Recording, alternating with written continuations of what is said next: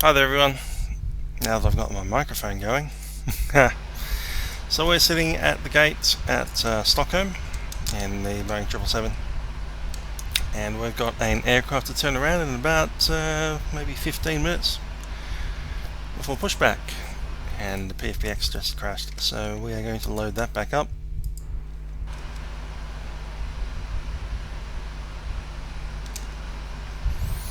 You can see it's still snowing outside like a pain.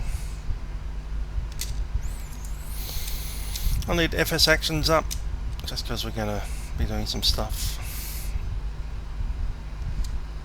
I need down here we need FS actions up as well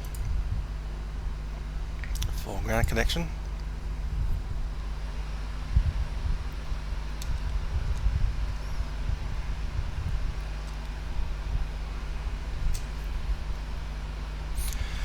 So we're from Stockholm to Dubai today. Just double click that to open it.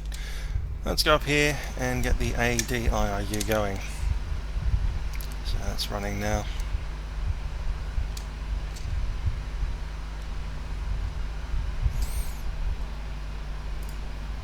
Route is Baba 3C. Babap is our departure. Before we do that, let's go over to the schedule thing. Details, we need 0 fuel weight, 197.14.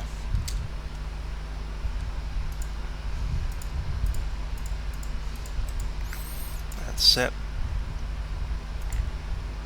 Fuel, we will need 43,812.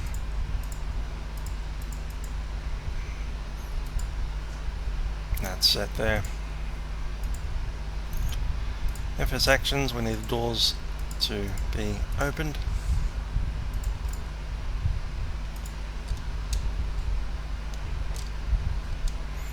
Cool.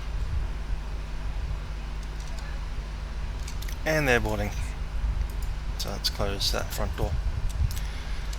Let's go over here, we need position initialization, GPS position. I can do that over here actually. Don't have GPS position for some reason.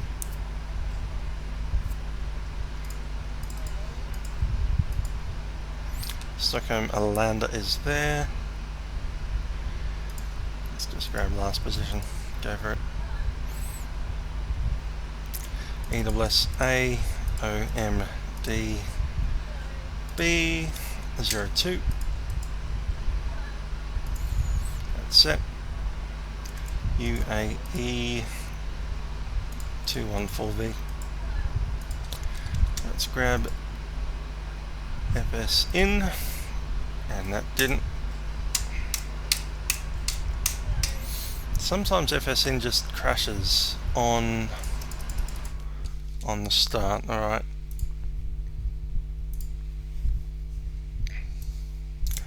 So we're just gonna have to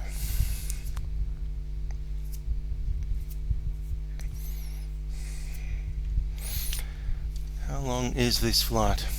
5 hours and 25 minutes once we actually get going.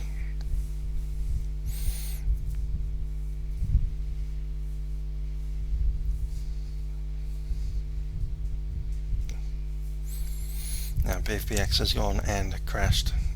No, Flight Sim has gone and crashed now. Just considering how I'm going to do this.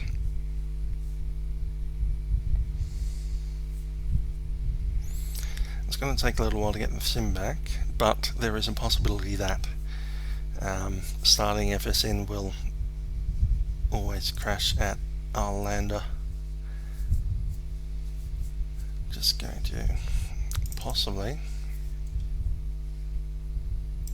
as a possibility, maybe start at the other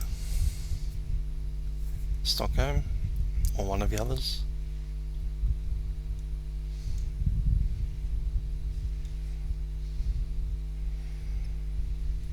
Bromma. Yeah, Bromma. So I'll start the sim at ESSB with the 777.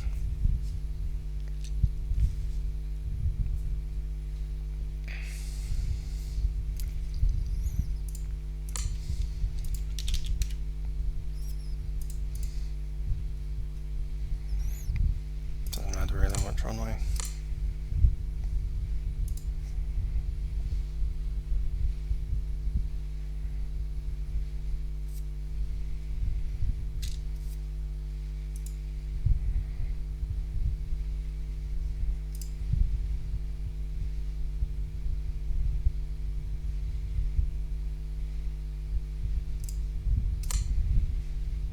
I also need to change the time.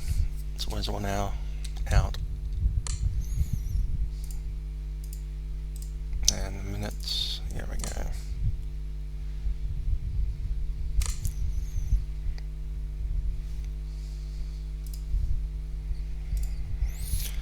So we go, waiting for the sim to start up again, then we're going to start up FSIN, then we're going to move the airplane to where we wanted to move it to, gate 8 at Arlanda. So, this is leg 2 of the round world flight for Fly for Kids charity. On runway 12. I might even turn that off at some point, it's getting annoying.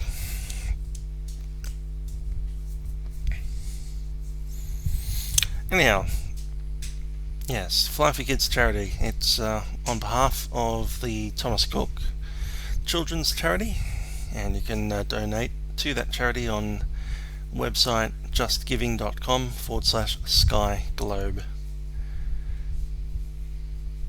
And we're attempting to raise, I think it's £500. So if you can chip a little bit off to that charity via that website, justgiving.com/skyglobe, that would be much appreciated. Now we're not on VATSIM at the moment, but we need to open FSIN. There it goes. Arlanda's one of those funny airports where if you try and load FSIN right there, it doesn't really work. There's a couple around.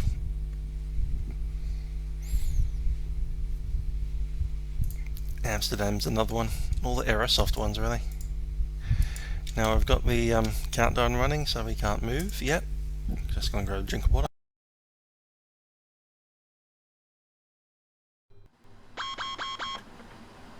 Cool. Get rid of that caution. Gonna move the seat position. There we go. So I can see that red flag over there. That's about right. Cool. So now I've got that moving. Go to airport. ESSA, let's find gate 8.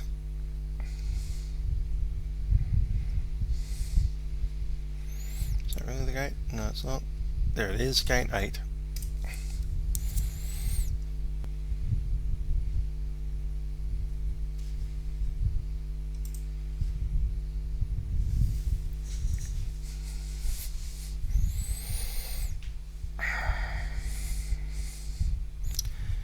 Can't wait till we get airborne, and then I can relax a little bit, and that will be awesome.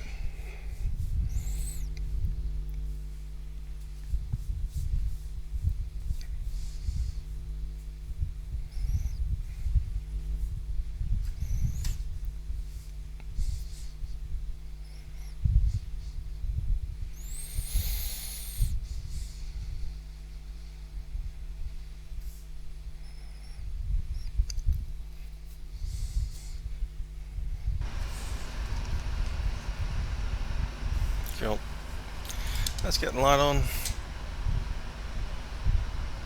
And that one too. And that one too. Cool. Beacon's not needed yet. Let's shut that down.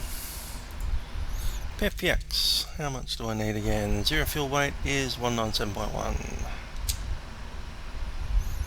Let's actually log in.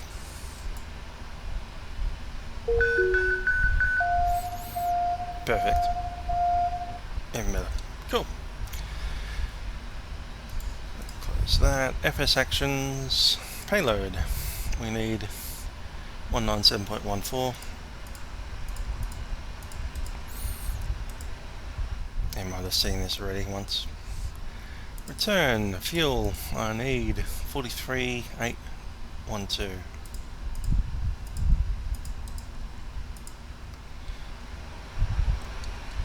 Close.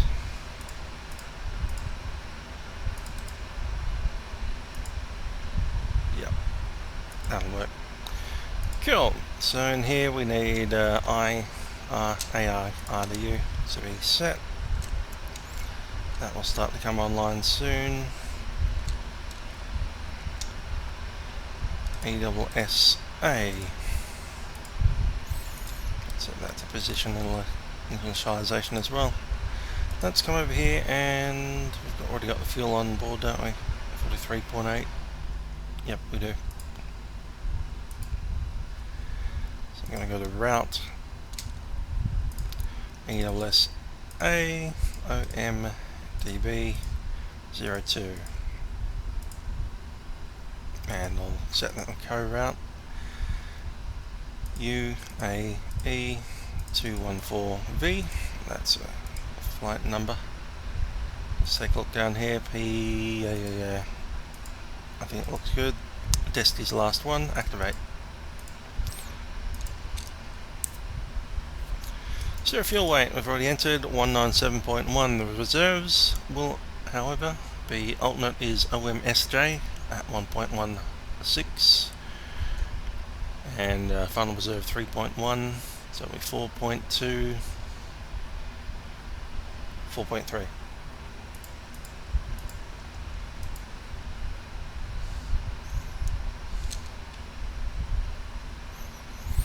Cruising altitude.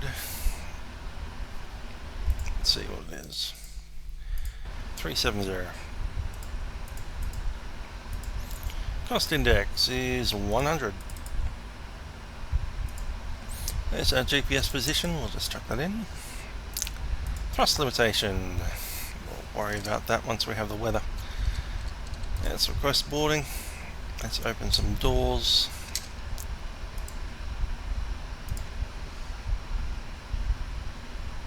Just make sure the cargo doors are open. Yep, that's cool. Awesome, awesome. I have 3 screens, although there's only one flight sim screen. I've got PFPX over there, and I've got a stream with YouTube and stuff on it on the other screen. We have 6 minutes to the alignment time. Let's be ready for that. I do believe, there we go. Gates ready. Think, think, think.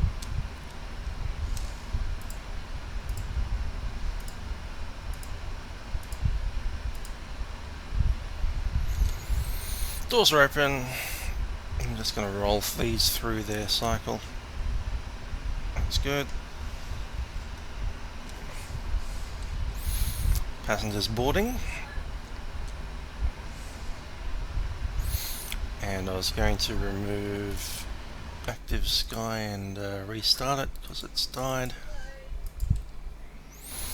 Because it's not 15 degrees, it's like -3 and snowy.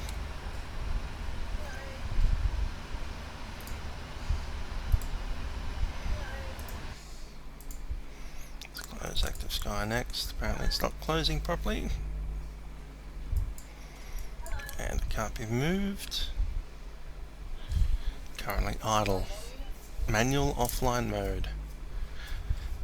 Let's force kill it.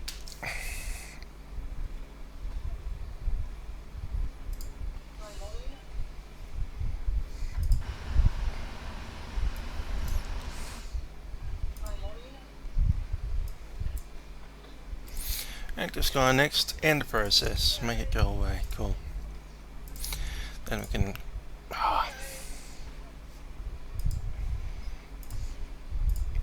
come back.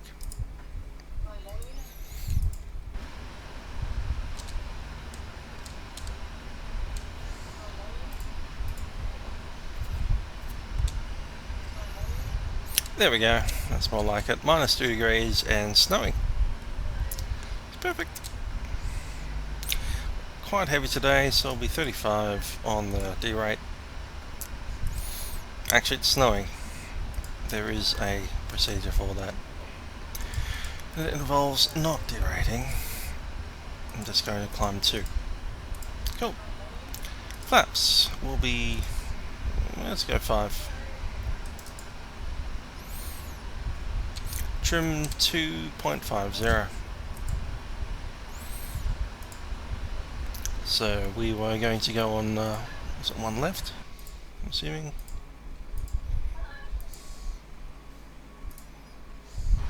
Yep, 1 left with Babak. 3 Charlie. There it is. Execute. Hi there, Severe Gemini. Welcome to the channel.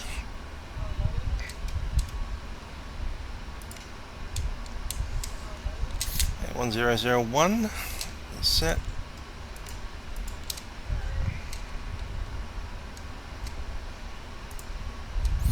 and set. 2 minutes.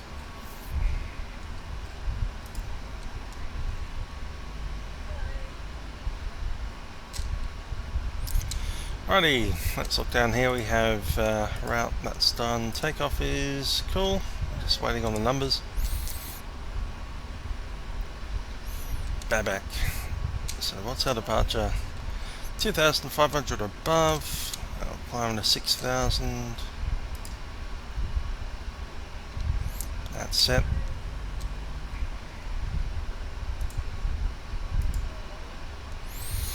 That is also cool. Let's do the checklist. Okay, oxygen test. And that's 100% and good. Flight instruments. We're waiting on those.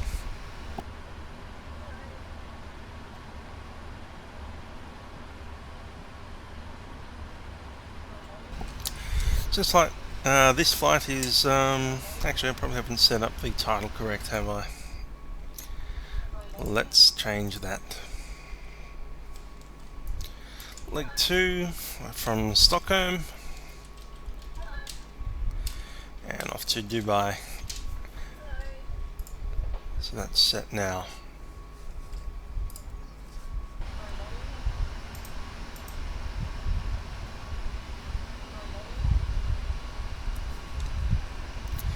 Yeah, well, you're probably not going to last all the way through. I'm doing a 48-hour flight around the world. I was going to do 45 hours, but every time I seem to have lost about 15 minutes, so it'll probably end up 48 hours. So I'm doing the Fly for Kids Challenge 2014, flying all the way around the world on VATSIM, live streaming the whole thing, and it's flight for charity. So up in the top left corner you can see Just Giving Sky Globe. That's our charity. It's part of the Thomas Cook Children's Charity. So if you can spare a few bucks, jump over there, justgiving.com/skyglobe, and I will be around for the next 48 hours roughly. Well, 45 hours now that I'm 2 hours down, 3 hours down. And we're flying across the entire world. My flights will be, well, leg 1 was from Geneva, which is the starting point, up to Stockholm, where we are right now. Once we leave Stockholm, we're off to Dubai. From Dubai, we're up to Novosibirsk in Russian Siberia.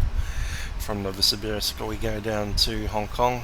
From there, across to Kansai, Osaka, across the Pacific from there to San Francisco. Make a short stop over at Dallas-Fort Worth. From Dallas we're up to Montreal in Canada, and then across the Atlantic all the way back to Geneva. And it'll be a live broadcast the whole way through, 45 hours. Alright, our IRS is aligned, so we have flight instruments checked. Heading is 215, and that shows on the, is that roughly there? Yep, 215, that's perfect. Altimeter is set 1001. Checklist is complete. And before start checklist, flight deck door is locked and closed. Passenger signs can go to the on position. MCP, the V2, we need all of those speeds, so let's go over here. So V1 is 138, rotation at 146, and V2 157. 157 is set. Takeoff speeds V1, rotation and V2 have been checked and are in the system, and they're showing on the PFD as well. CD of pre-flight is complete. Trim set for 0 units of aileron trim, 0 on the rudder, and we need 2.5 as usual on the pitch trim. Let's go on with the beacon, so I can get these things on. And I'll turn on the packs as well because it's a bit cold. Righty, down here we need the trim set to 2.4 units. I'll do that now.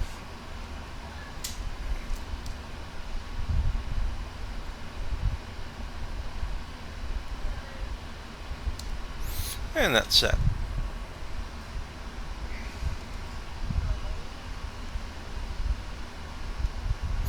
Yeah, I'm not hitting Australia. We had a minimum distance, and if I added Australia to it, I would have added 1,000 miles to my minimum distance.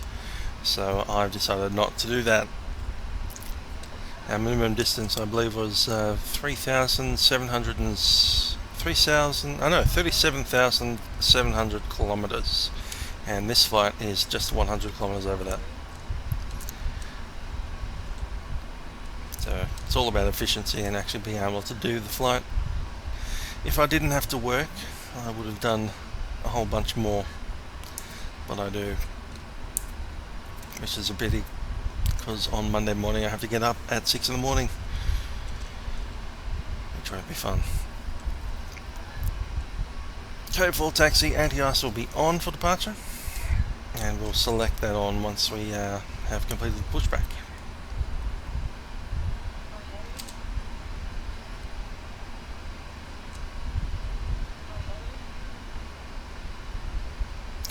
Just waiting on the passengers. Hopefully they'll be done soon.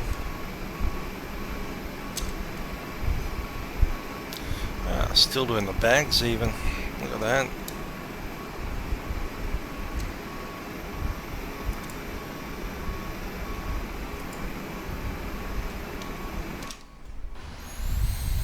Okay, back door's done. Front door's just about to be done. Let's get that done. So closing the aft. And just about to close the forward as well. Let's go. Okay, that's set. Let's set standby on the transponder.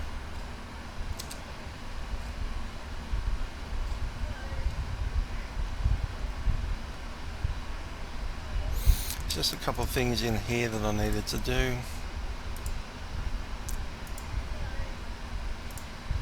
No, it's not that one. Options, simulation. I think I had my auto step climb on. Yeah, there it is. Don't want to do that.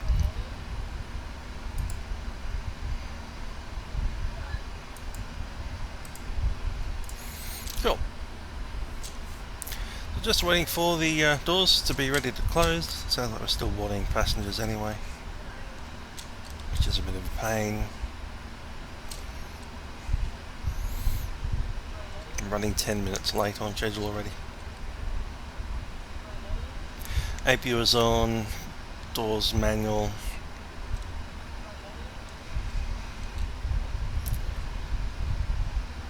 Let's see what else is there. Parking brake set, APU running. PPX just died. Does that a lot.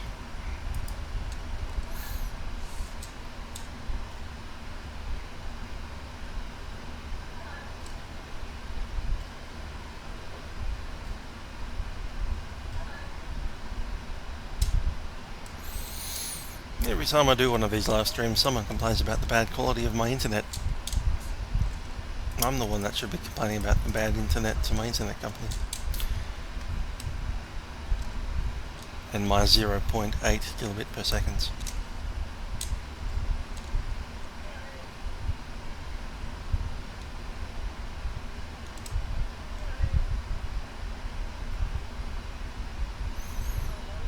That moment when you're 11 minutes late and wish you could push back. Anyway, where are we on the field? Right there, that's cool. Right, so we push back and we go on taxiway Zulu. And from that location,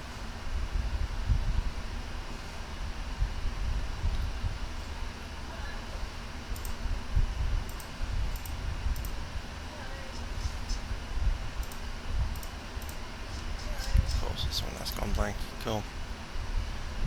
So from Zulu we go down to the de-icing area. I'll probably need it. We'll do a de-ice and then we'll drop down to runway Yankee 1. 01.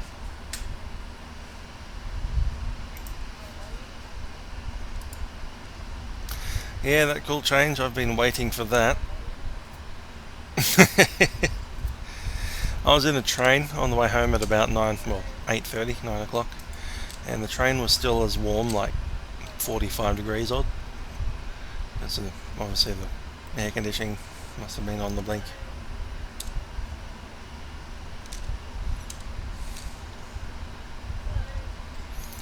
So sitting there opening the doors every time it stopped, because the outside was getting colder and colder as we went along. It's pretty funny. It's like, oh, we're at a train stop, let's open the doors. Ah, nice cool breeze coming in.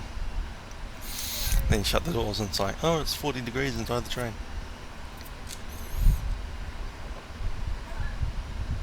I'm sick of these passengers, get on.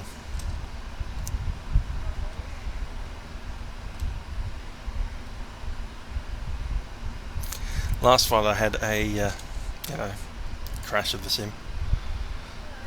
I'm just going to put in FSUICP, autosave, check to enable autosave, just 2, maybe even do 1. Yeah, that'll be good. So if the sim crashes, we can always get it back. With all this snow around, it's probably going to happen again. Hope not. He's hoping. We are going to Dubai, I mean. Yeah. What's the chances of us crashing or out of memorying? Not crashing the aircraft, crashing the simulator.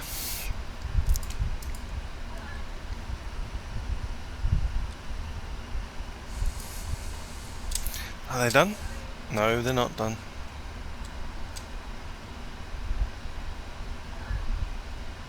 Passengers boarded. Finally we get the ding. Let's close all of the doors.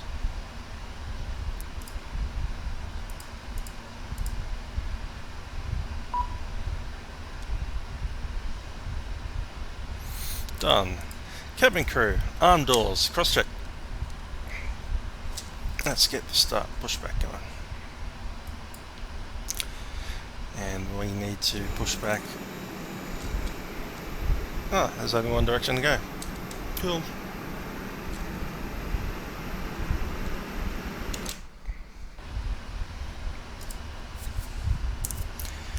Where am I from? I'm from Melbourne. Good old Melbourne.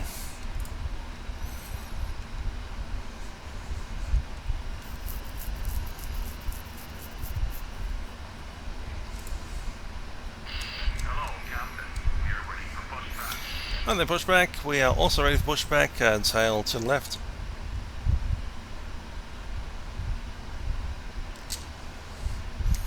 Logo's on, beacon is on, the rest of that looks good.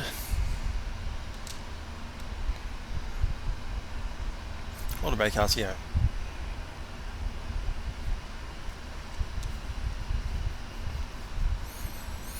Yeah, our weird weather was a week of 45 degrees. Not really awesome.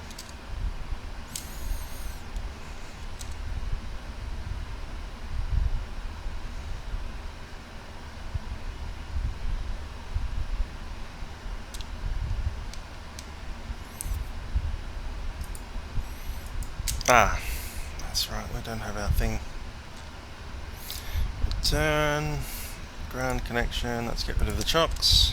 Cool.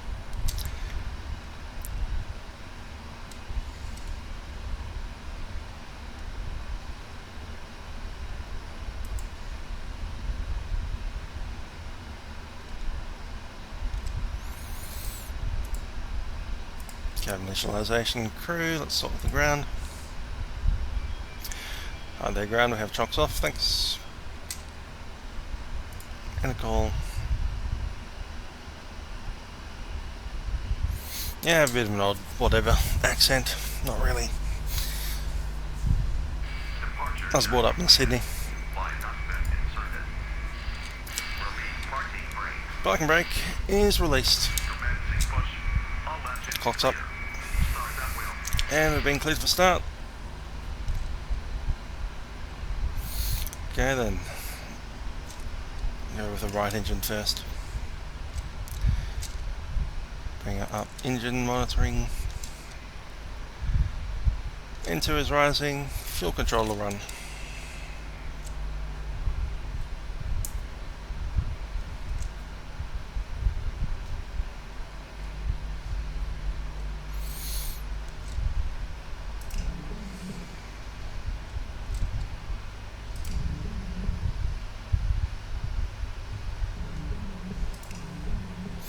I remember the first year that I lived in Melbourne in 2006, we had snow in Mount Dandenong on Christmas Day. You remember that? Middle of summer, snow. I was living out at Clayton at that time. Right, engine is started. Let's go with engine left.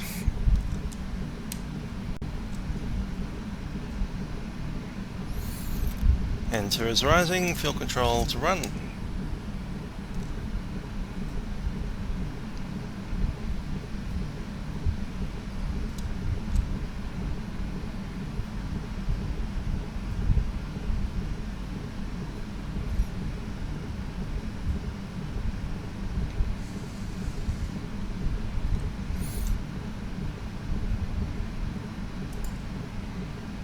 Let's get TCAS on both sides. I'm going to put terrain on my side.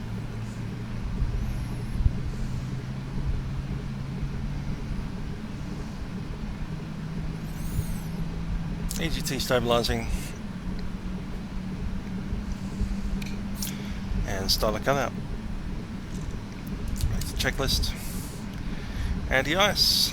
Let's turn that stuff on. Wing anti-ice is on. And engine anti-ice on 1 and 2. EAI. There we go. Anti-ice is set. We still have TCAS off, auto brake RTO, doors auto, passenger signs on, APU is still running. Anti-ice is checked on the checklist. Recall.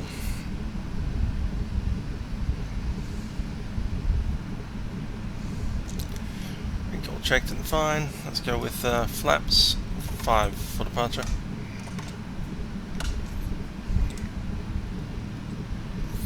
Flight controls. Set that. And be on brakes. Parking brakes is set. Cool, cool. Let's take a look at the flight control check. Full left is good. Forward, into the center, all the way to the right. That's left, sorry. Getting left and right mixed up again. Weird. Full aft, in the center, and rudder.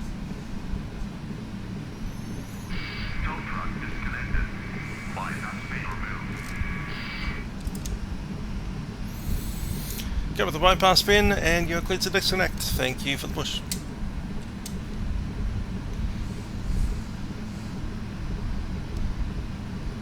Okay, what am I missing?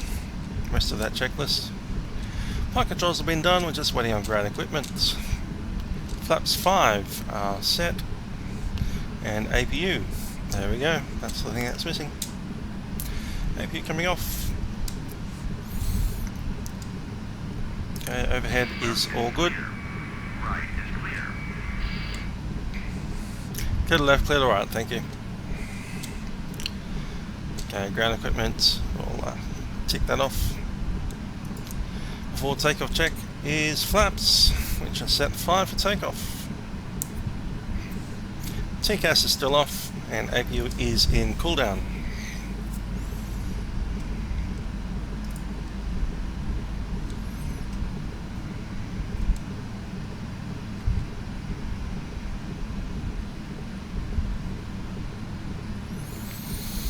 Just waiting for the ground equipment to clear off, and we'll be on our way once they cross that red line.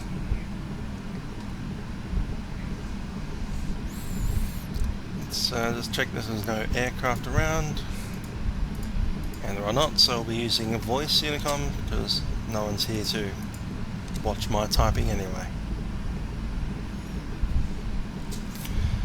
Traffic Stockholm Arlanda, Emirates 214 Victor is taxiing via Zulu, and then Yankee 1 to runway 01 left from Foxtrot Alpha.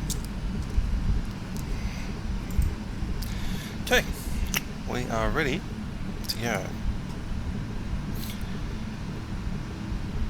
It's Takeoff for the taxi at this airport.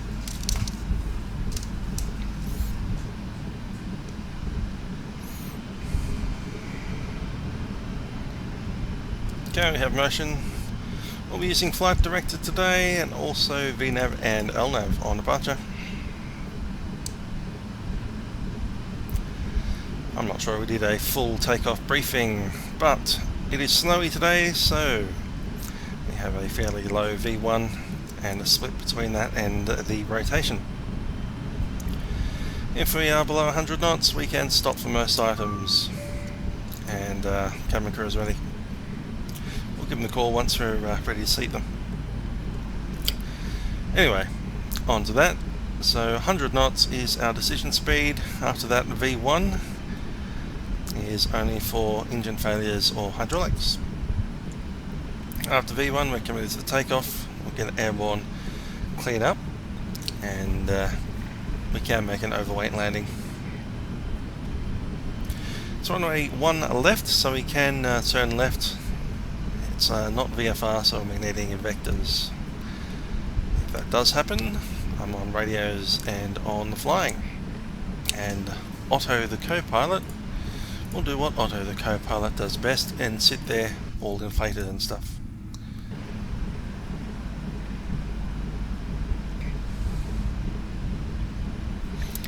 Runway 1 left is our preferred arrival runway if we need to come back. Assuming everything goes right, we'll be on LNAV VNAV, climbing away with automated thrust.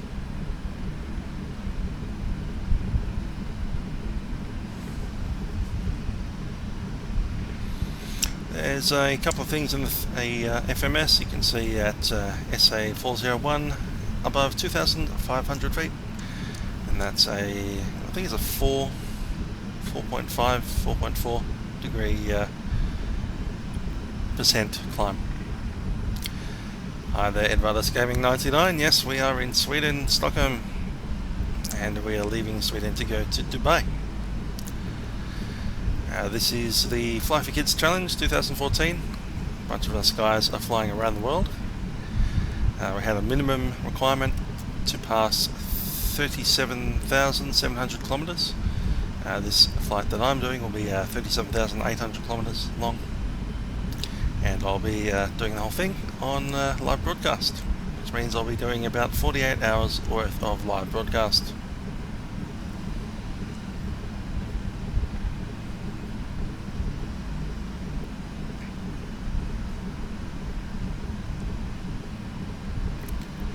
Anyway, we're looking at the flight briefing. I don't think we have any of it left. I'm just going to check out my taxi checklist. No, not checklist, my taxi route again. I'm currently on Zulu. I think I need to cross over to Yankee to get to Yankee 1. I just need to do that.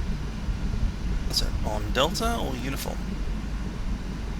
It's on Uniform, that's where the de-icing is. Cool. So I'll pass through Delta, and then on Uniform we'll take a right hand turn, and then a left hand turn after that.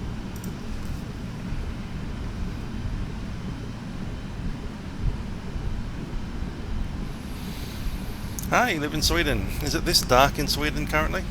It seems like it's fairly early in the afternoon, but maybe I'm just not used to a northern winter.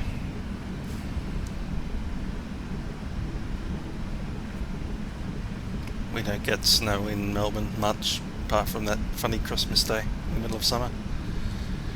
That was weird. I was there for that. I wouldn't believe it if it didn't happen while I was actually there. So, snow in Melbourne? Nah, that'll never happen. In the summer? Ka. Am I going to sleep at all? Yes, I will be sleeping at some point. I'll try to sneak in one.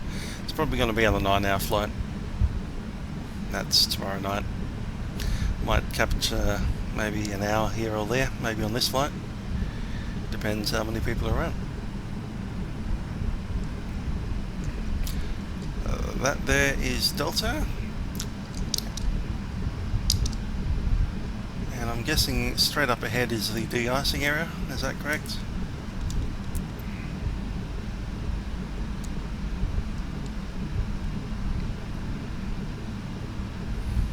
I can't tell how you're meant to enter that de-icing area. I don't really do de-icing from Australia. I'm meant to enter the thing like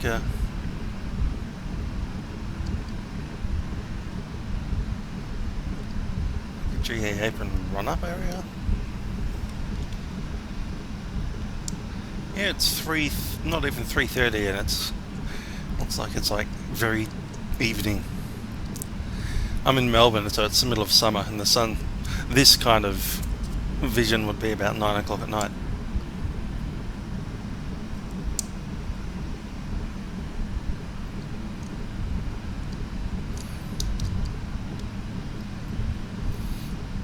I was thinking that was the de-ice. Is that correct? I'm not sure. Let's stop, because that looks like it's not going to be big enough to go through. I don't want to do a British Airways at South Africa. Just considering. That's not big enough for me, is it?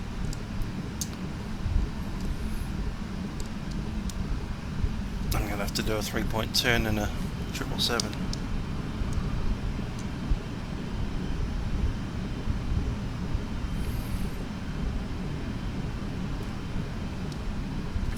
So I thought that was a de-ice area, but it looks more like a general aviation parking area. Let's get the differential braking going.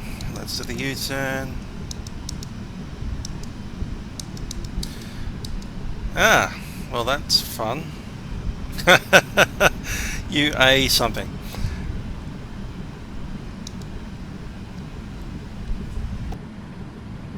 I did a pi rep, so hopefully that'll go through anyway.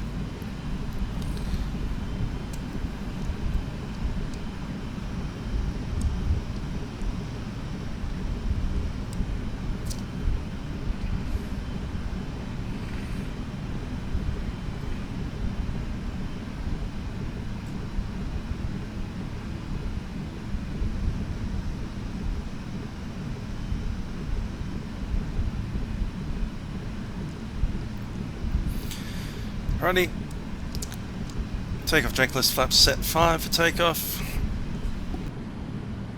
Let's get the TCAS on.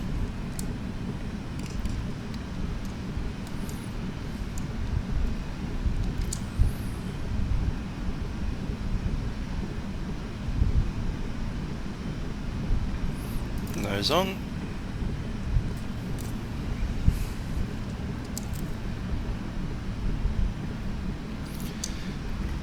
Any other items outstanding? Let's go.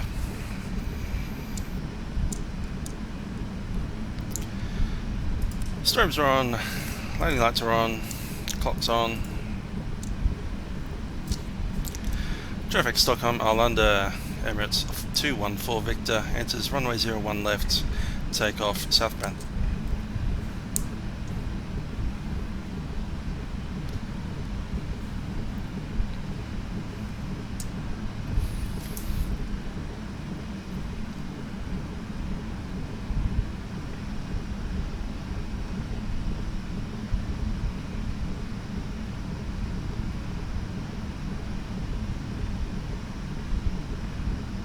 Approaching 01 left. 01 left, confirmed. Doors automatic. I haven't dinged the cabin yet, have I? Cabin crew, seats for departure.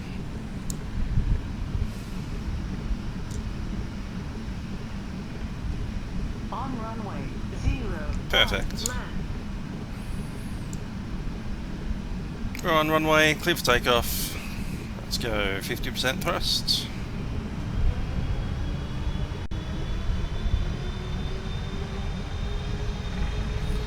Stable. Toga. Takeoff first set.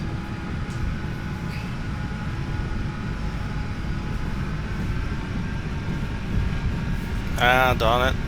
Hate it when that happens. Rotate. Okay, I've got to get those sorted out. That's going to be a problem. Because we just... yeah.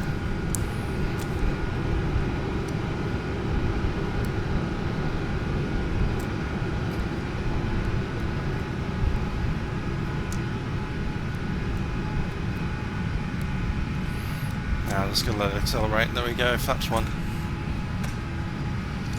Autopilot's on.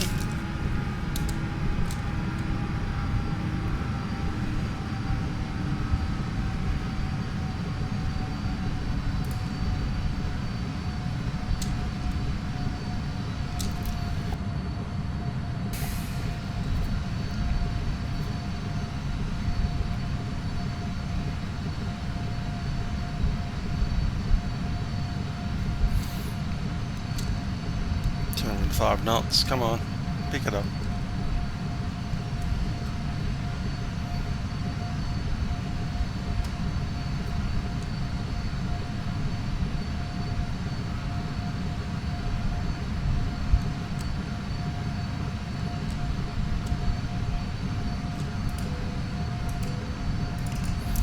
Wipers off.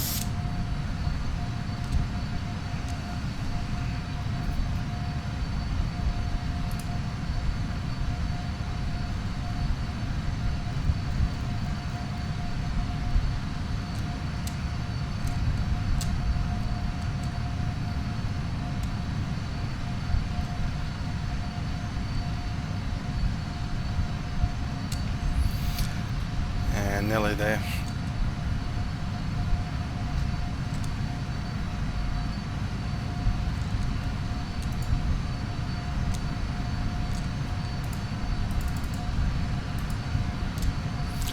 Transition.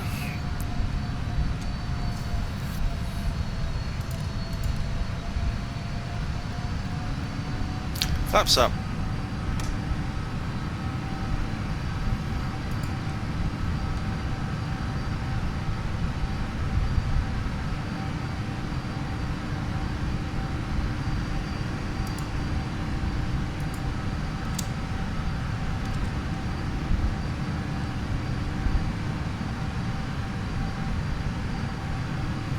After takeoff checks, landing gear up, flaps up.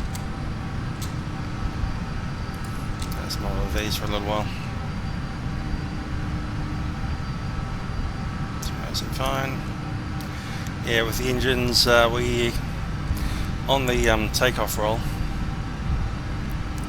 you go into hold, and what I normally do is try and get my throttles all the way up to the null zone at the top before that happens, and that didn't happen that time. I thought I got there, and then suddenly engines went from their normal derated rating, which was about 99%, and they went all the way up through to whatever that was, 100 and something, 14. So the EGT spiked through the maximum, and now that'll be red for the rest of the flight.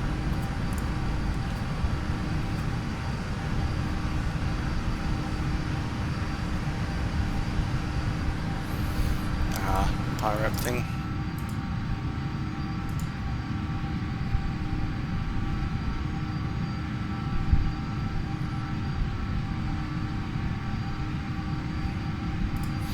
I'm going to sort out this pirate. I'm going to let Otto the pilot take over for a little while.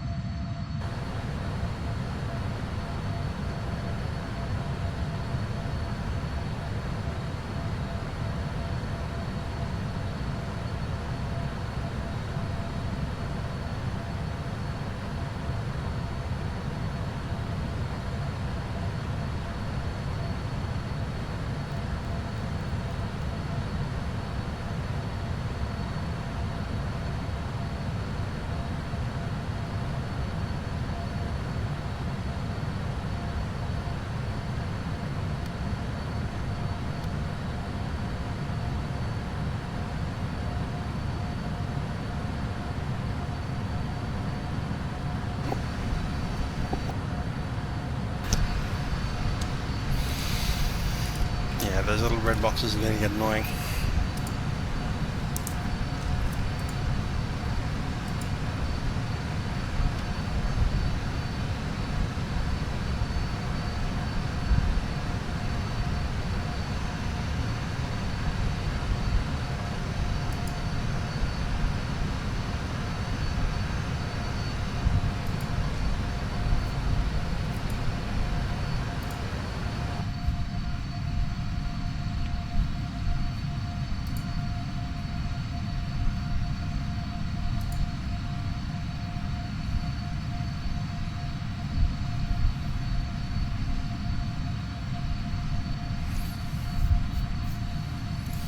Let's put up another blog. I think I might edit it a slight bit to acknowledge the fact that we've got red boxes around the engine EGTs.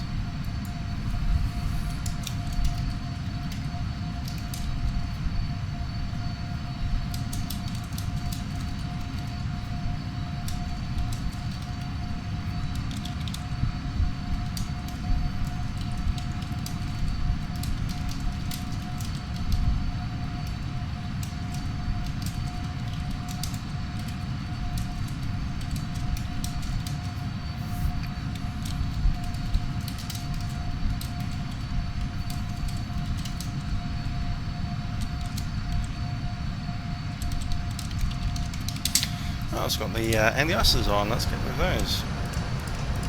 Back to auto.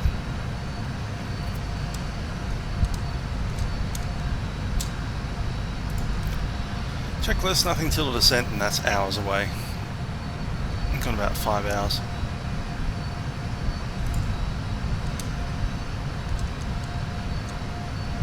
So 20 minutes, we're at top of climb minutes ago. About 15 minutes from takeoff to the top. Good old 777.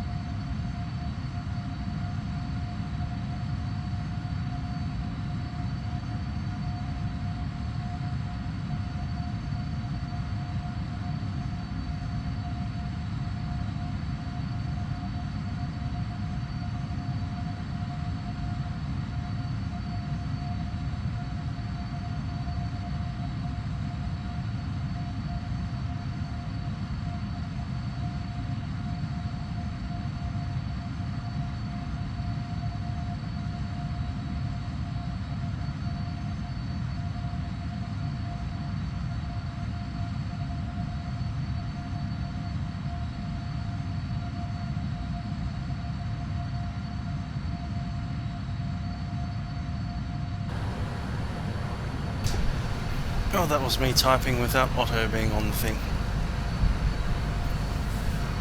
That's what I was looking for. Cool. I'm considering maybe setting up a fan. I know it's actually not that cold. The other option is to open a door or something and let that 19 degrees outside waft in. I'm not going to do that. That'll annoy the neighbours.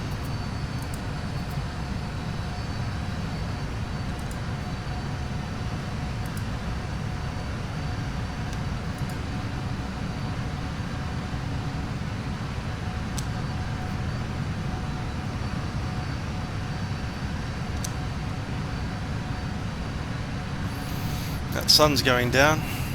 I reckon we won't see the sun again until in Hong Kong.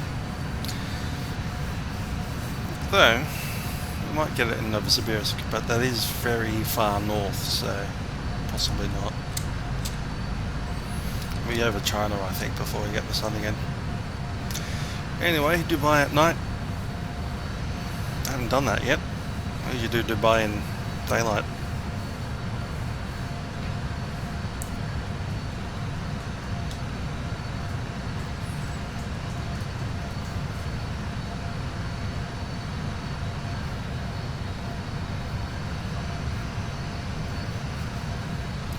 What part of the cockpit do you guys want to look at? If any. Maybe just out the window. That's a nice one.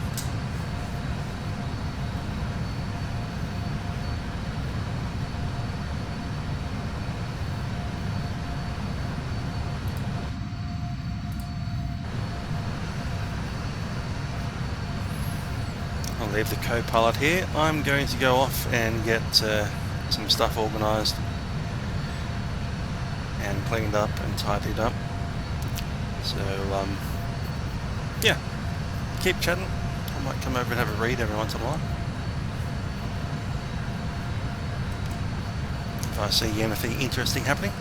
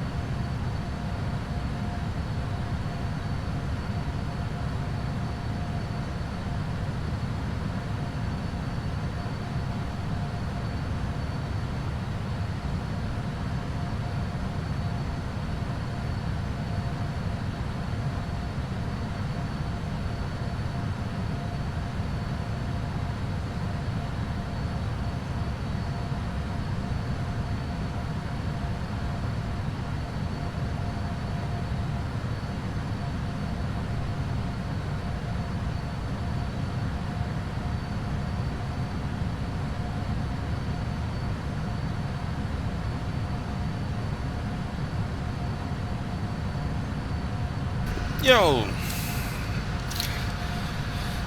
And a bit of a turn here.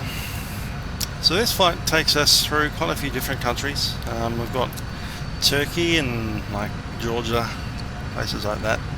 We do go through Iran and then across to Emirates from there. Cheers as well, by the way.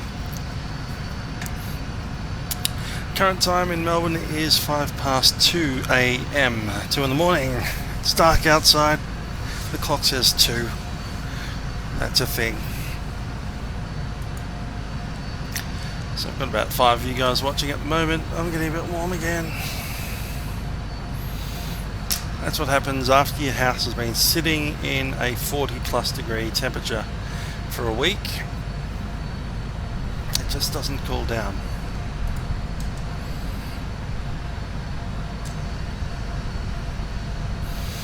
Anyhow, since we've got about 5 people watching, I'm just wondering how many of you guys might watch or listen to the airline pilot guy, aka is it Jeff Nielsen? He's put out his so-called 100th podcast just today, or yesterday, depending on what time zone you live in. There's a point in that podcast about 1 minute and 45, 1 minute 46, no, 1 hour and 46 minutes into the podcast. There's a interesting little segment.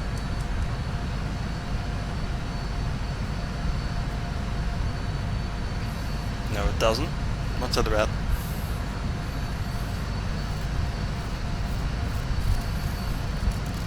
Yeah, I've got some lag on the feed, I guess. You're probably commenting about the 2 AM thing. Anyhow, yes, we've got airline pilot guy. So just Google him. 100th podcast, and about 1 hour and 46 minutes into the podcast, there's a little article about me. Well, he reads one of my comments on his YouTube channel. So that's fun. That's 100th broadcast, airline pilot guy. 1 hour 46 minutes into the podcast. I usually use YouTube to watch the show. Yeah, that was quite a surprise to have him say my username out there.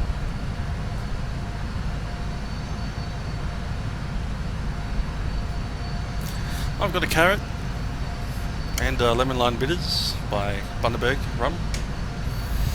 I'm going to relax into 3 AM. I've got some dishes in the sink that I need to dry and do stuff with, and there's some stuff on the floor that needs tidying up and probably taking off the floor eventually. But it's 2 in the morning, so I'm not really in the mood to do that. There's a light bulb there that I need to put into a light.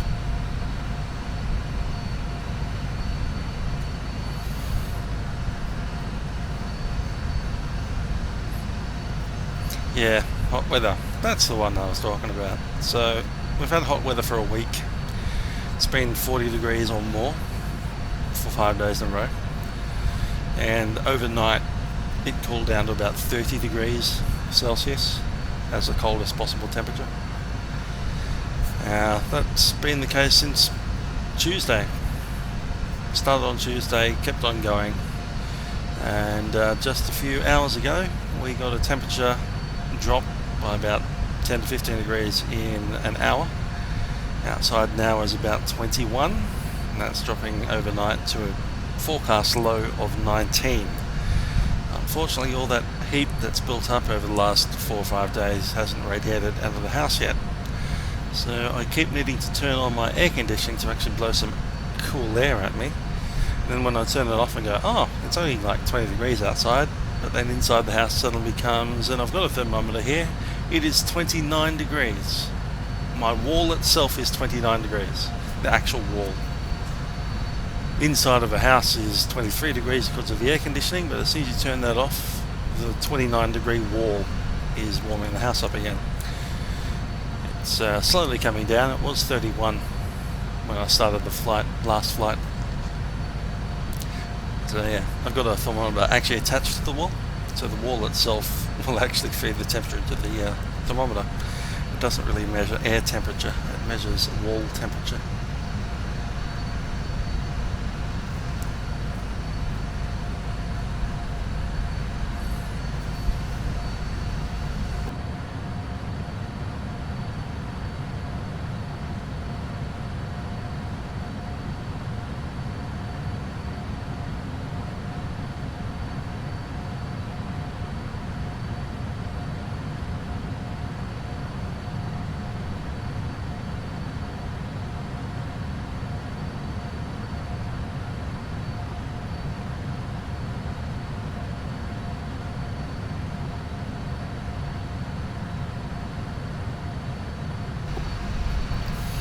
Devka, poodle with an IL, podil.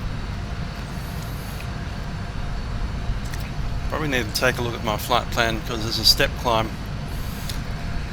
Oh no, it's just Podil. At Podil we enter, I don't know, old CIS Russian airspace. But of course Russia's not metric above the transition anymore. So we've got a so-called step climb, which involves not climbing at all, but our the expression of how fast we're going goes from knots into kilometers per hour. So our current knots obviously is 479 TAS, which is absolutely perfectly correct. That's what it's telling me it's doing. But 68 knot tailwind, which is a good thing. I'm not complaining about tailwind. That's great. Love it.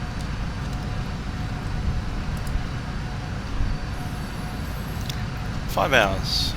5, 6, 7, 8, 9, 20. There we go. So 5 hours from roughly now.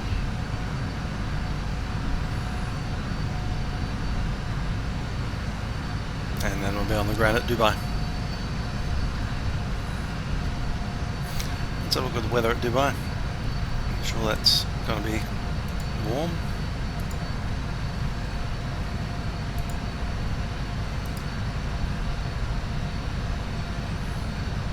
.22, not too warm, but then again it is night time.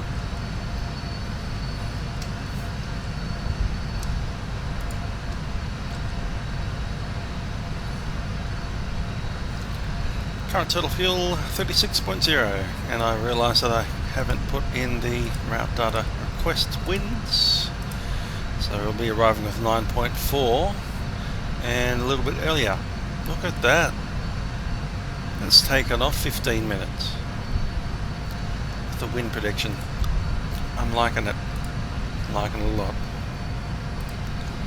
Just going to reopen PFPX, just see if we can get that running.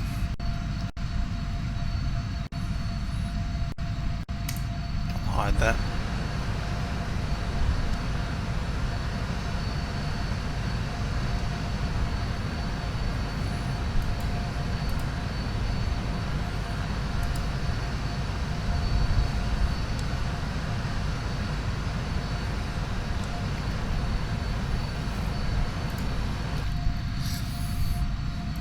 I wonder if it's actually worth...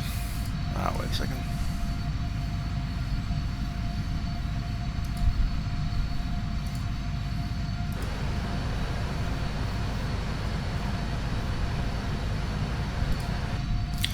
Got an email, there we are, that one.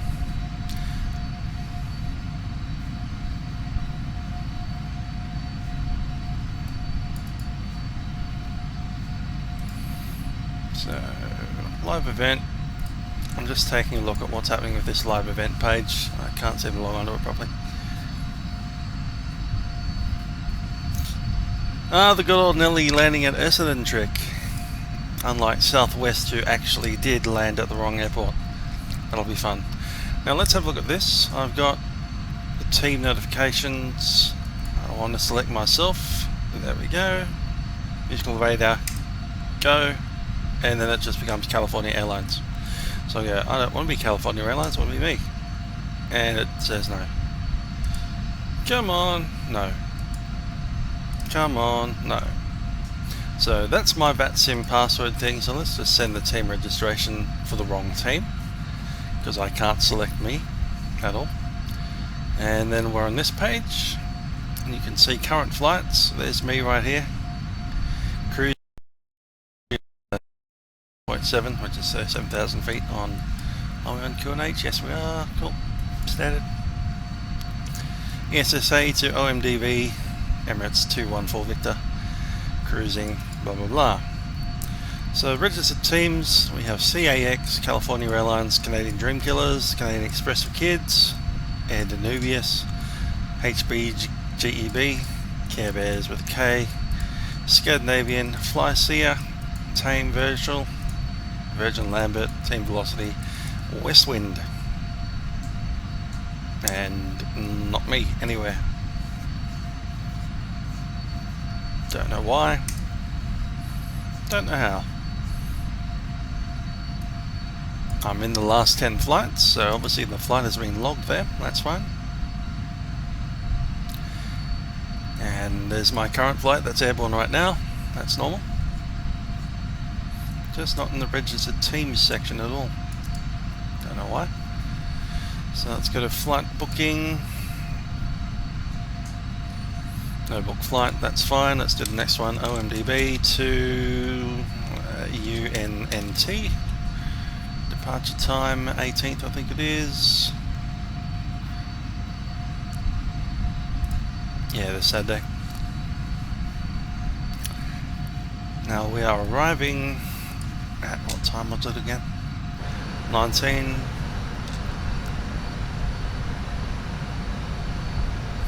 That means it's actually the wrong day.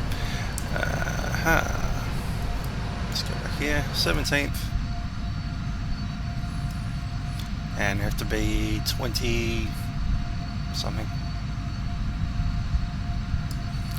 We arrive at 1948. Let's say that we get to the gate at 1955. So it'll be 25 really. So let's book my flight 2025. That's done. Flight plan, I'll need to grab that from PFPX or something like that. Routing.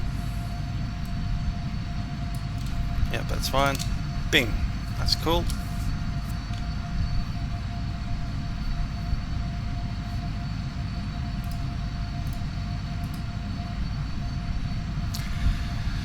And let's book the flight. Now this will actually work. It's fine. So UAE 214 Victor, OMDB to UNNT, B77L, and the flight plans are there. You can see it all nice and happy. So the flight plan booking is working fine. The only problem is that it just says that I'm not really there. So let's go through it again. I click on the start for the operations center. Click on the team name, there's mine right in the drop down here, Musical Aviator, YouTube live broadcast. Click on it and it tells me that I'm California Airlines. So I click on Musical Aviator, YouTube broadcast again, still California Airlines. Pick my name and it turns me to Ben Sinclair for some reason. Pick my call sign and it goes back to CAX 221 or 211, whatever it is. So I just can't pick myself. But just send team registration anyway and then it comes up, and as we've seen I can file my own flight plans, that's fine. I can do my own flight logs, that's fine. I can type into my log, that's fine. Now it's down here, you can see my aircraft flying along, that's normal. You can come up here and see my booked flight that I just made a few minutes ago. Just don't happen to be in the registered teams list.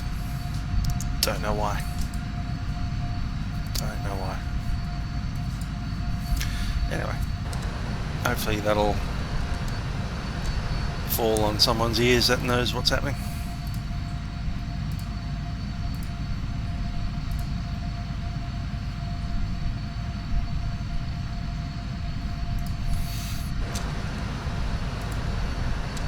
Yes, to cancel recall button, getting rid of the red things. They will of course come back when you do that.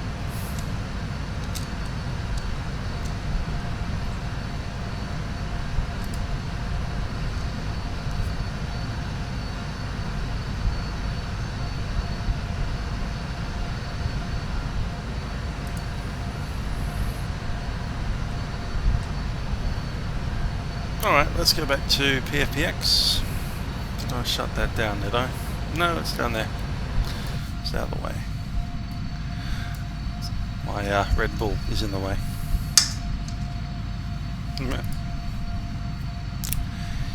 Okay, we'll go up the schedule and look at OMDB flight. That's the one that we're on at the moment. Let's go down here. And what's our next waypoint? We've already passed Poodle.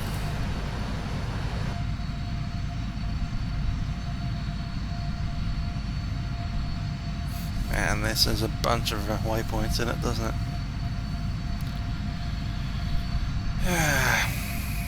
34 we have, so I'll look for that number. Roughly there we go. So Poodle, let's have a look at what we had. Progress, position report. That's not going to do that, is it? Okay.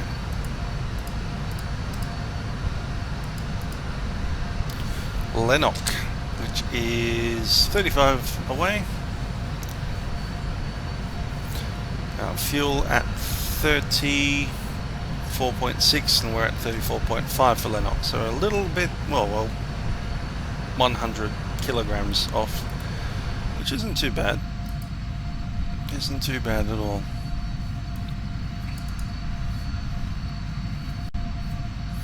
And I'll show you that. Where's the thing? Cool, so you can see that. Poodle. It's right there. Flight level 370. You have 281 at 64.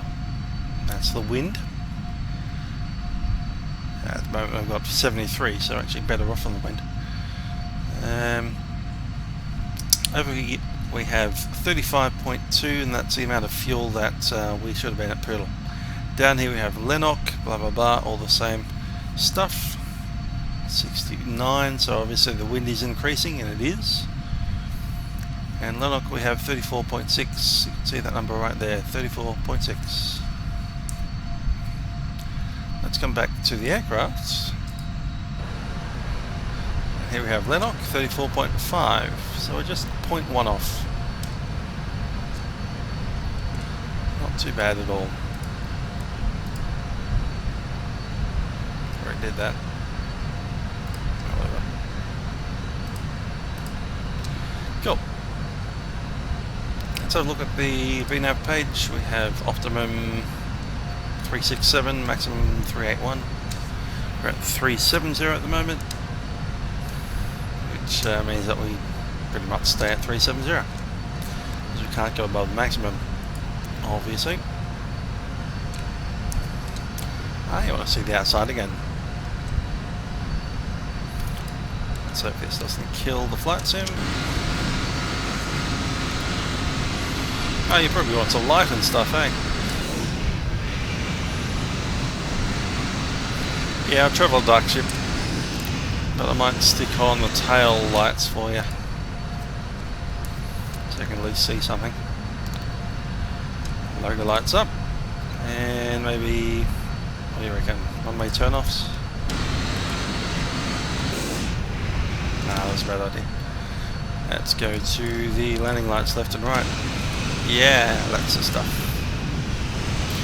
So for Alexander Kalkin, it's the Emirates 214 Victor, flying along at flight level 370. Not that you can see all that much because it's dark. Very, very dark.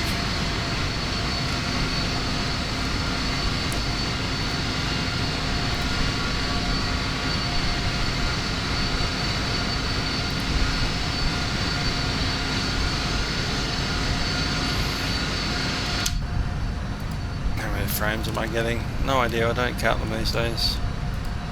23. 24, 23, something like that. But we're at flight level 370, so it doesn't really count up here, does it? It's more like when you get down to Dubai and you get 5. Probably not going to be that bad, but you know, 10. And up here at flight level 370 over the middle of nowhere. We're in Russia. We're flying over Russia right now, so yeah, it's not exactly the biggest and most populated part of the world. Yep. I'm just going to take a look at the FIR I'd be in right now.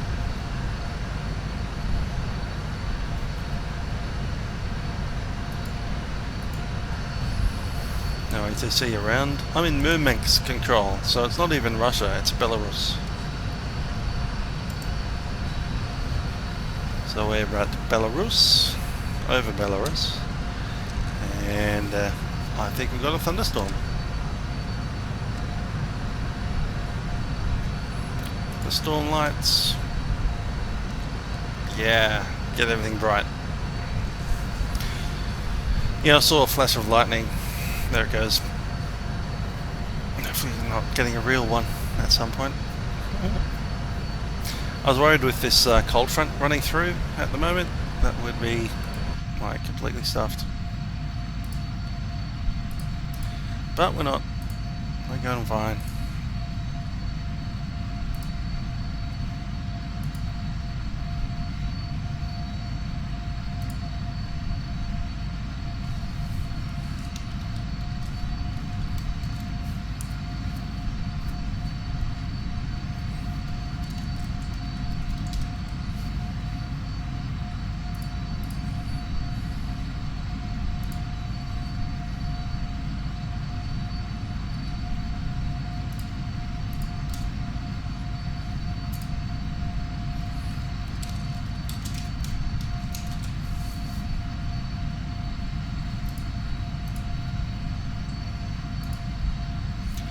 Sending some links to the event organisers, because they seem to have put my call sign down as United 214 instead of Emirates. Hi Jason, you haven't been listening to the conversation. Yes, our weather in Melbourne has been extremely hot. I think we hit 46 at some point, and there were a string of days where the temperature fluctuated from 30 degrees at like 5 in the morning up to about 45 degrees. That happened for Tuesday, Wednesday, Thursday and most of Friday, and we've just gotten a cool front that came through at about 10 PM on Friday, and that dropped the temperature by about 10 degrees in about an hour.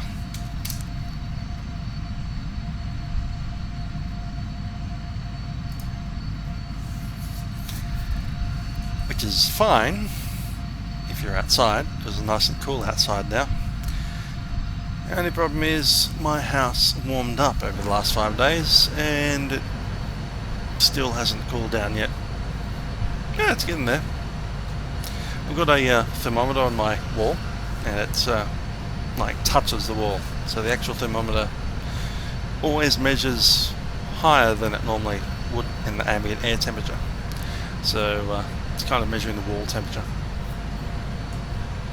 At the moment it's showing 26.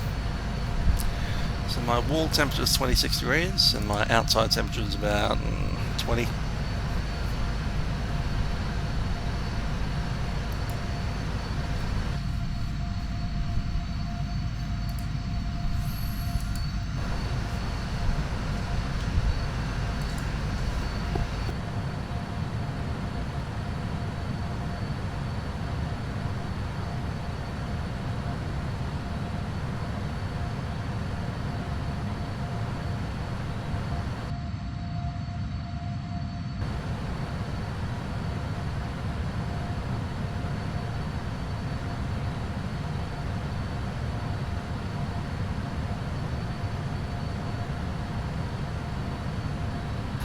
Flashes of lightning.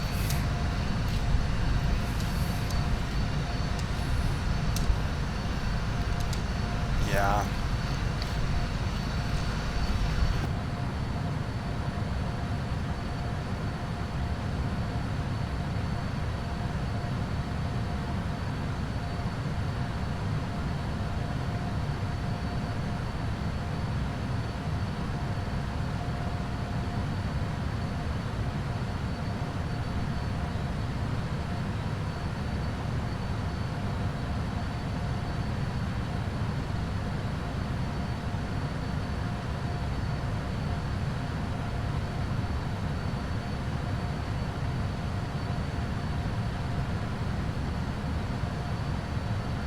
You know that funny time at about 2:30 in the morning when you get hungry at random? Because you should be asleep. You normally sleep straight through it. Yeah, I'm at that point.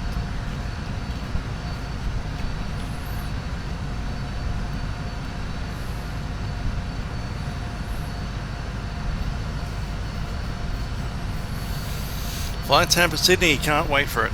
Absolutely can't wait for it. We've got a Fly Tampa product in the flight that I'm doing, well, this live stream. I'll be going to Montreal. That'll be our Fly Tampa Montreal version 2. It's a very nice add-on. And I'm sure that they'll do a very good job of Sydney as well.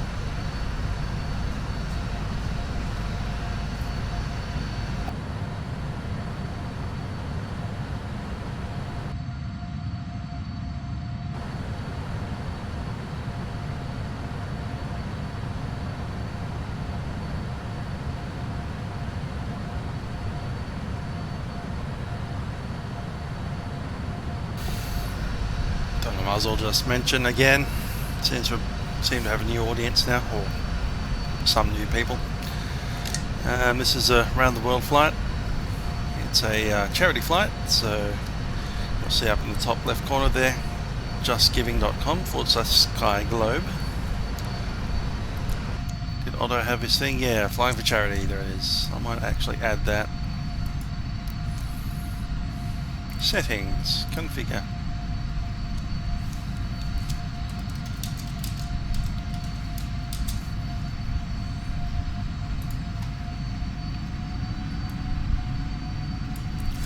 So, there we go.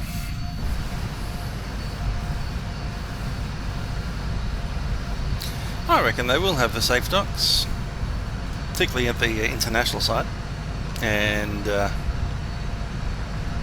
not sure what they'll do at the domestic side, because not all of those have actually safe docks over there.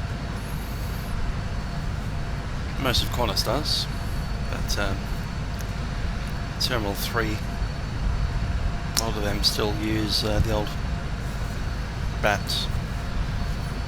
Not all of them, just some of them. There's a few spots up on Terminal 3 that are fairly new that Tiger use, and they're not actually gates, they're just like a random line drawn on the ground, and they send buses out there to pick up the passengers. Which reminds me, in a month from now I'm going to Sydney on Tiger, and I'll have to catch one of those stupid buses out to the stupid aeroplane.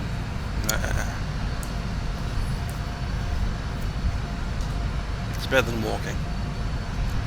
They used to make us walk. They still do at Melbourne. They park the aeroplane near the freight area, and they have to walk into the terminal from there. It's a long walk. I'm just finding that slightly dim. Let's turn this up.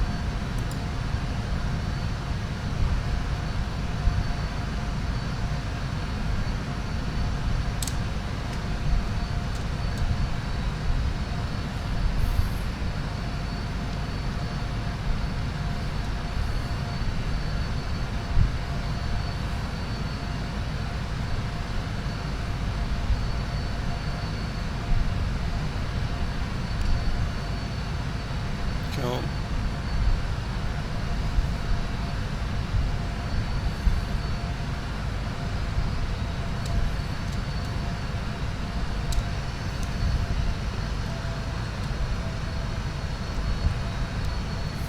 Let's do his side as well. there's turbulence. Let's turn that seatbelt sign back on.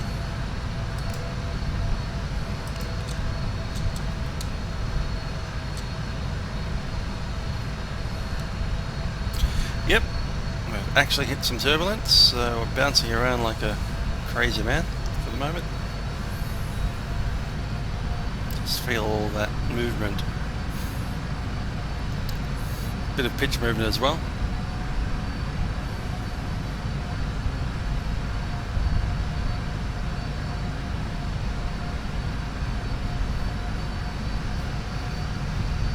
Passenger signs are on.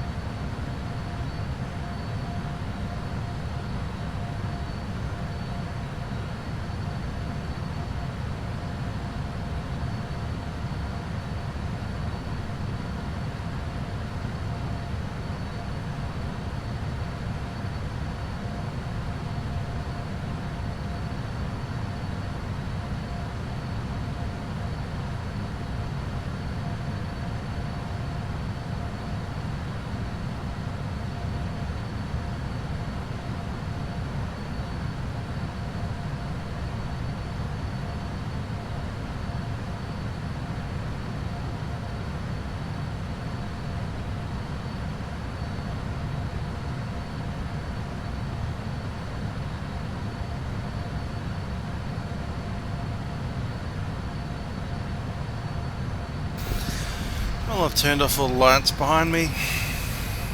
Ah, it makes no difference to the webcam at all. Fine.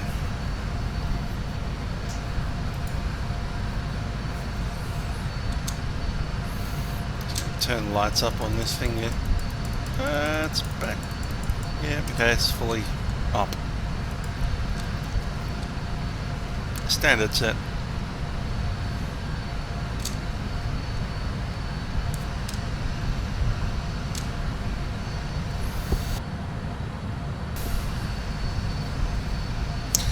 Hi Steve Kirks,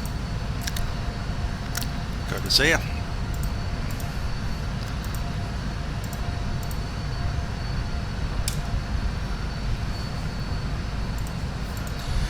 So yeah, I think I've cycled through the audience. All the old people are gone and all the new people are here. So we're flying around the world for charity. This is a charity that's sponsoring the Thomas Cook Children's Charity. It's Fly for Kids 2014 challenge. Basics are that virtual pilots will fly around the world on VATSIM in real time. Now, around the world here is a trip which is 37,700 kilometers or more. So I have to fly at least that distance. My flight is only 100 kilometers more than that distance. It doesn't hit Australia at all because that would have added far too much time. We also had a series of cities that we had to go to, and those cities were, we had to start in Geneva, we had to visit Dubai, Hong Kong, San Francisco and Montreal. So that's 5 cities that needed to be visited by the rules, and you'll notice they're all in the Northern Hemisphere. So as to avoid adding more miles than I needed to, I've decided to stay in the Northern Hemisphere, and we're flying a route which is, it's on the description, we're leaving, well, we've already left Geneva, and we went to Stockholm. After Stockholm we ended up on this flight going to Dubai. We've got a controller online at the moment, about to come up. From Dubai we go to Novosibirsk, which is a city in Russian Siberia. After Novosibirsk we go down to Hong Kong. From Hong Kong we go over to the Kansai airport at Osaka. That's an airport out in Osaka Bay with 2 runways. After there we head off to San Francisco. From San Francisco we're tracking a relatively short flight down to Denver, Fort Worth, Dallas, Denver's one of those, Fort Worth. From Fort Worth we head up to Montreal and then cross the Atlantic back to Geneva. So it'll take about 48 hours, I was assuming. I actually assumed 45 hours, but then I've been held up both flights now. Hopefully this one doesn't get held up anymore. Fingers crossed. And by held up I mean the simulator crashes and we have to restart it. Apart from that, hopefully we'll make it to Dubai in one hit. And then we can restart the PC and head off to Novosibirsk in the dark. So obviously we're flying for charity. The charity is justgiving.com/skyglobe. You can see the thing right up there. Yeah. In that direction over there somewhere. Yeah. So if you want to head off to that website, they're looking to raise 500 Great British pounds.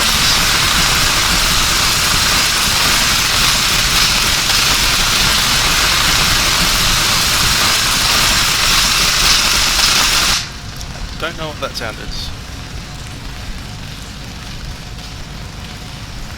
or why it's so loud.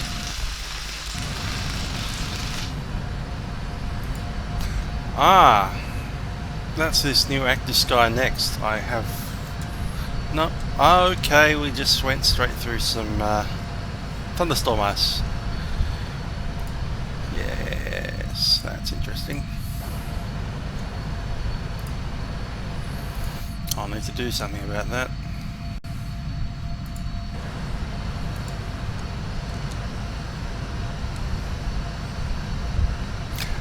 Dallas, Fort Worth, that's what I'm looking for. Yeah, I always get the D's mixed up, sorry about that. I know I do it, that's why I'm always really careful when I come up to it. It's like, and we're going to Fort Worth, that one. Anyway, I need to look at my position on this weather radar map because we've got a thunderstorm and I just hit some of it. That's ActiveSky Next, making your ears bleed as we run straight through a cumulus cloud.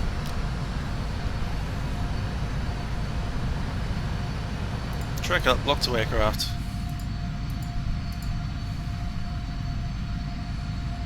Detail.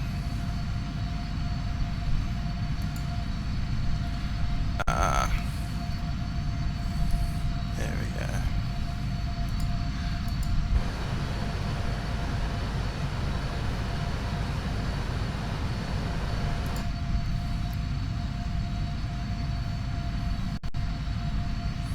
Need to zoom in the range a bit.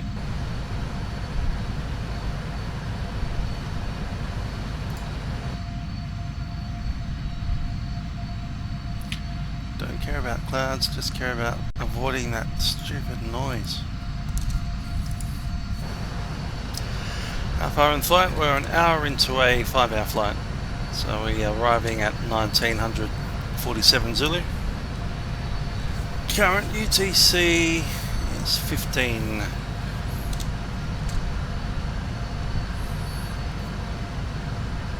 So 4 hours to go, almost exactly.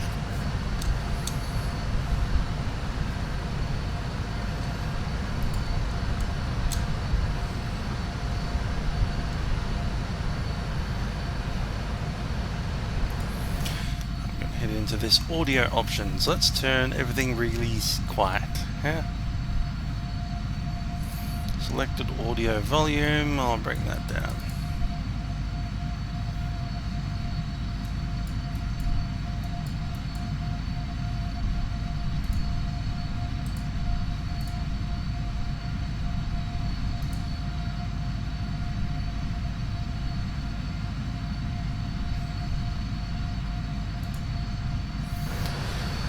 Alrighty, so that's the first time I've come across that in this new ActiveSky Next.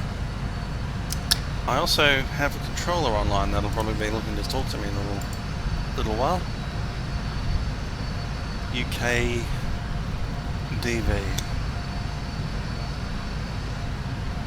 DV. Ah, maybe not.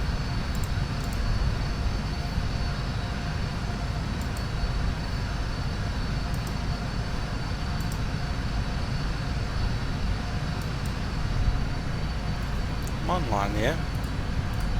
Cool.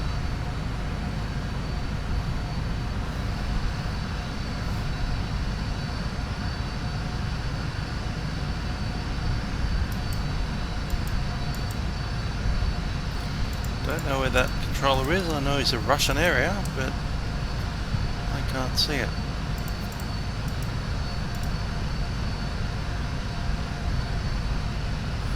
Just about enter UKB Bravo Victor.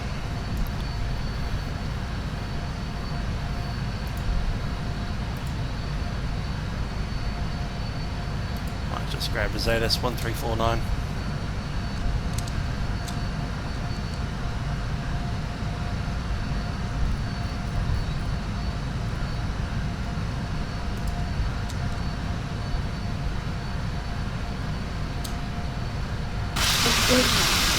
No significant change advise your information flow on first contact.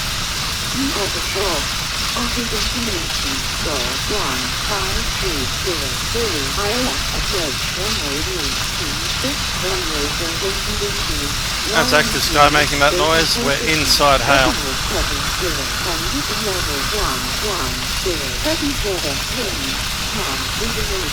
More than 10 kilometers south, overcast 1,500 feet, temperature Heavy rain. Dew point minus, over UNH 1019 hectopascals. No significant change advise your formation goal on first contact. You are the shore. Active information, goal 1530 ILS approach runway 26 runway 13 conditions, YMT, braking coefficient, decimal 70, transition level 110, present weather, wind, calm, visibility, more than 10 kilometers, south. Yeah, that crazy noise is actually hail. That's coming from ActiveSky Next as we pass through the top of a cloud. You can see the clouds are actually topping us, so something like CB. Unfortunately, we don't have a radar to actually avoid that stuff yet. PMDG. I'm thinking there's some gauge that I should be looking for. Maybe a mode where I can actually look at the radar. Got the map mode. Map mode looks like that, so I've got no idea what's going on. Certainly not necessarily what's happening outside the window, and I can't tell what altitude it's all at, so I don't have a tilt. So I was using a radar. You'd focus the tilt at a position, where would it be? Minus 3 degrees.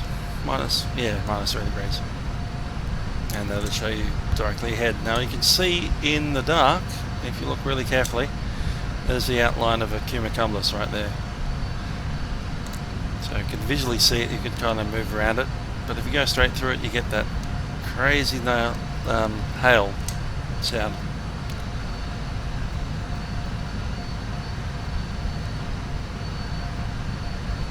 It's quite loud. Fortunately, it doesn't actually do anything to the aircraft, only to your ears.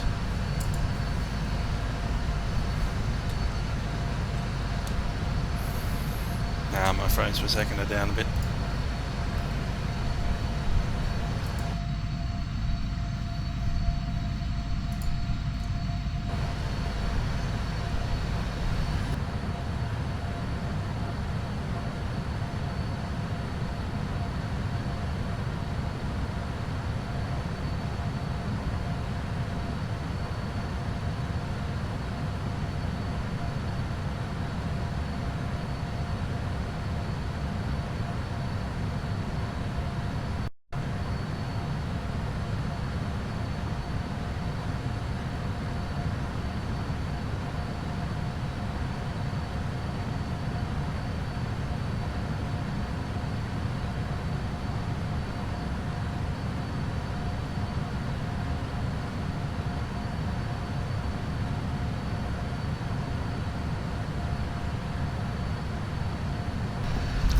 Notice I've got passenger signs on still, because we're going to hit another bunch of hail in a little while. And if I wasn't in the competition, I probably would have done a track direct to something or other up here. Straight up to Pennac. Kind of skip the hail.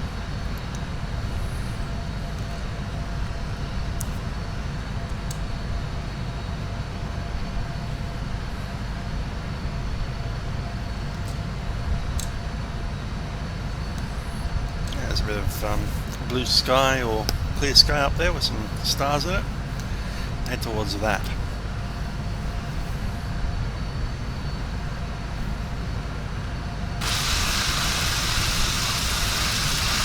Okay, well, that worked out pretty badly. So, yeah, blue sky, not so much.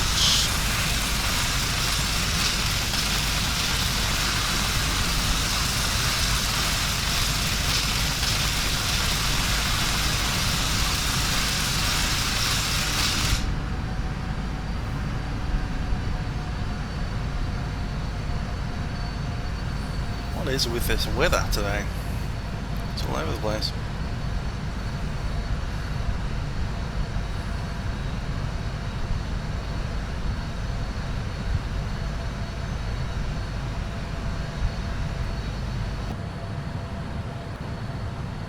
I know why we don't have a weather radar in PMDG aircraft, but you almost need it now. It doesn't affect the aircraft, but it sure affects your ears. I'm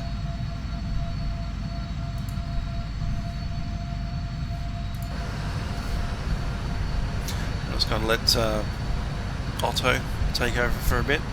I'm going to go off screen. Be back in a minute.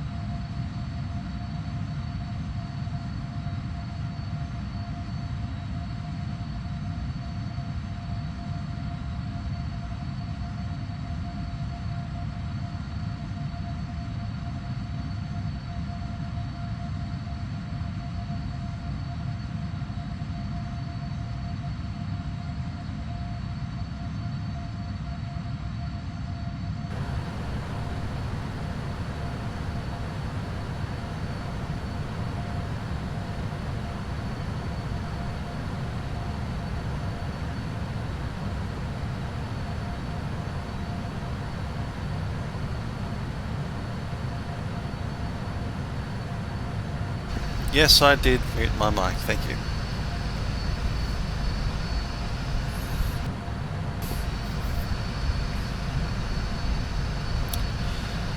So let's see, we've got PMDG and the weather radar. I don't think we'll get a weather radar for the 300, at least not straight away.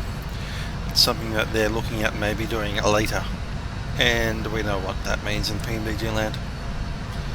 It means 12 years.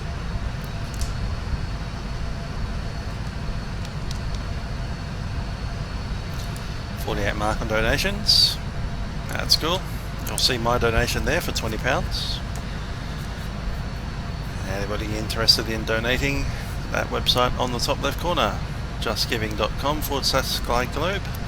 That's the reason I'm flying around the world. If we can catch some donations as well.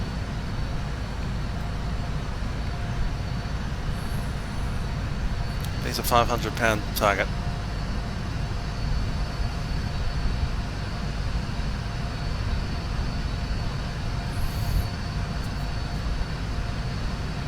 Ah, there's an 8-legged friend walking up the wall.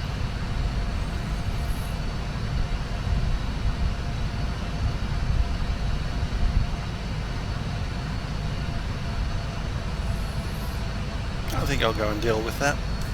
Be back in a bit.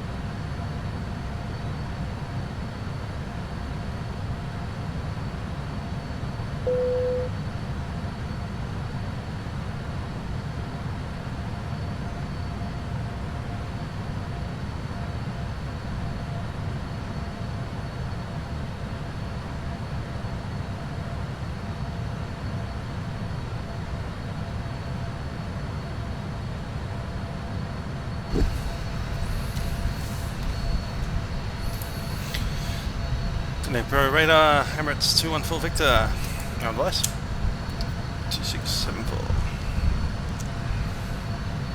Uniform Alpha Radar 214 Victor, Info Radar William Pocono,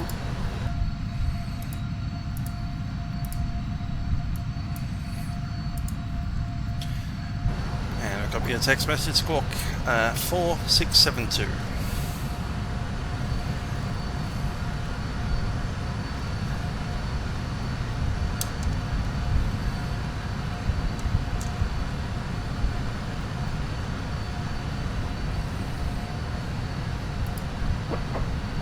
Operator 214 Victor, identified, proceed direct, Samar, Tango Alpha, Mike Alpha Kilo.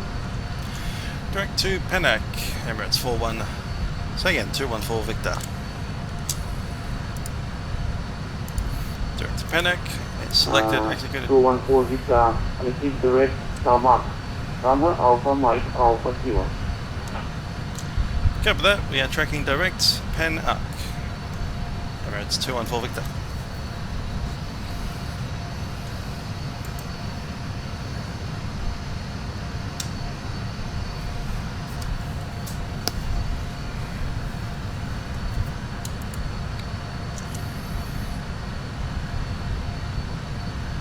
Mostly above that cloud that's behind us. The moon's out. Yeah, I think we can turn off that seatbelt sign now.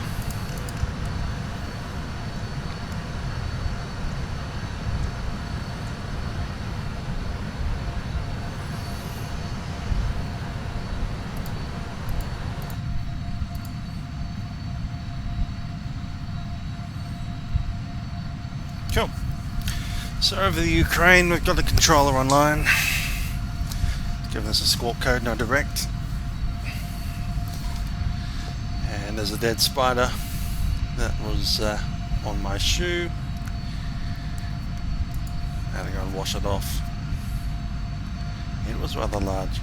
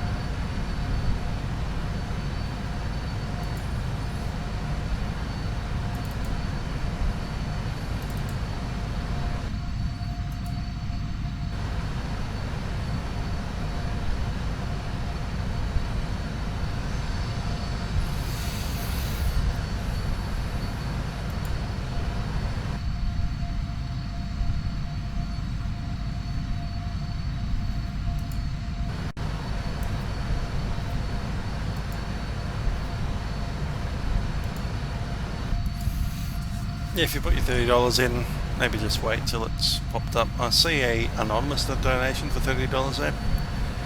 Not sure if that's you or not, but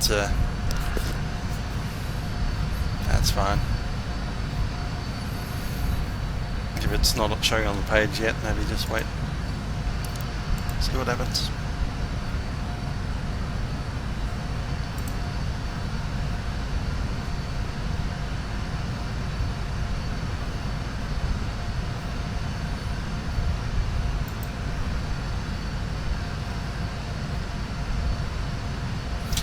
That's the one I'm in.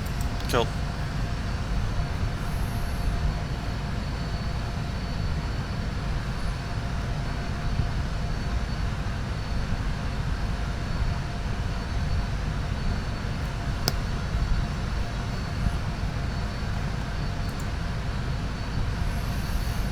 It's 3 AM in the morning. 2 more hours and we get to Dubai.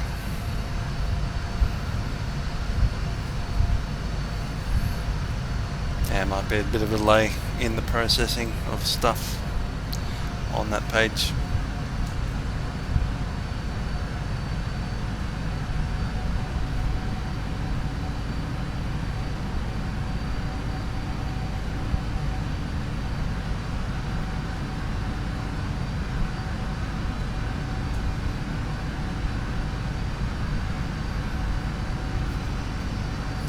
nice to be out of hail area.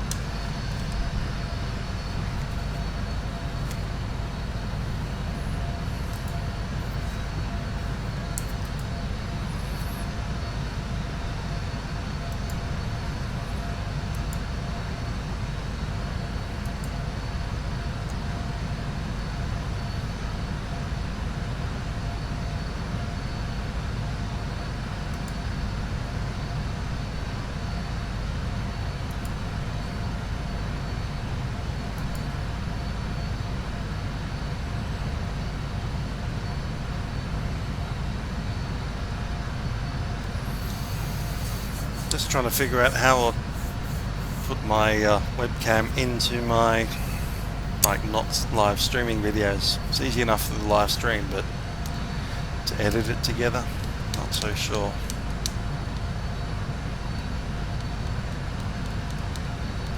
I have to think about that one.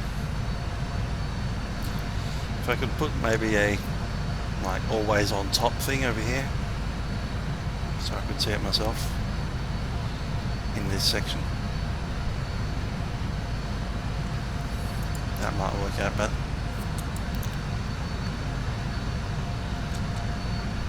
So I can't do it through standard fraps.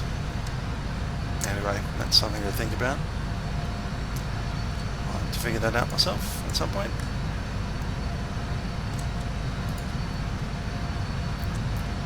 There's lights off.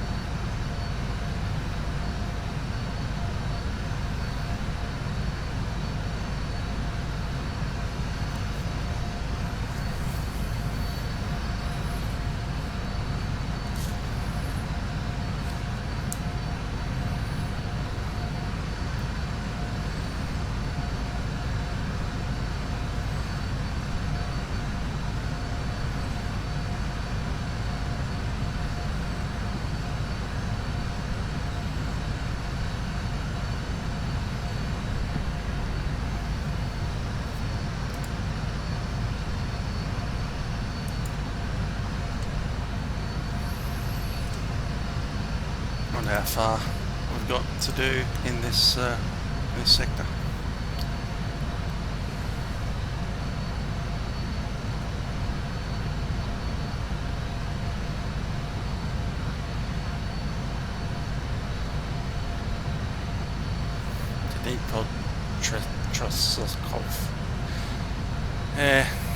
If you break it up into the chunks, it kind of works.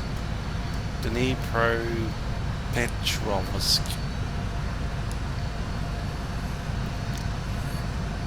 And I thought Novosibirsk was hard. It's not.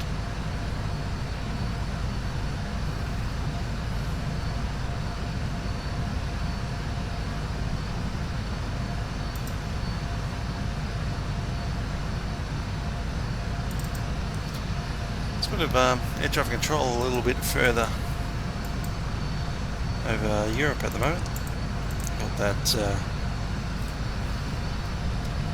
call it EURM, Maastricht control. Got approach at Munich, Vienna, full control center at Budapest. See Jersey approaches on. Can't see that much.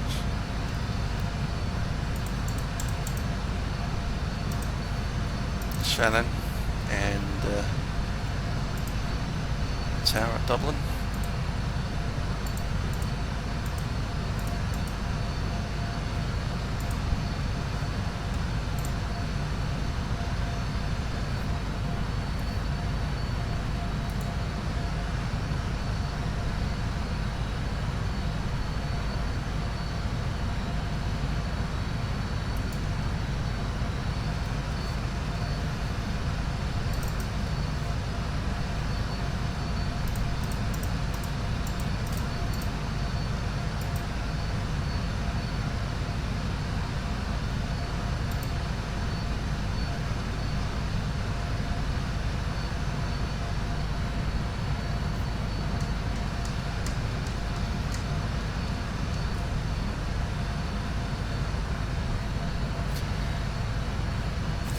.20 AM local time.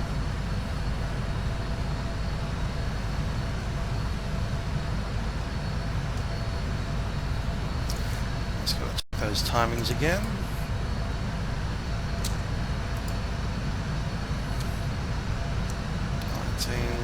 Currently 16. It's about 3.5 hours. 3 hours stop percent. Something on that line.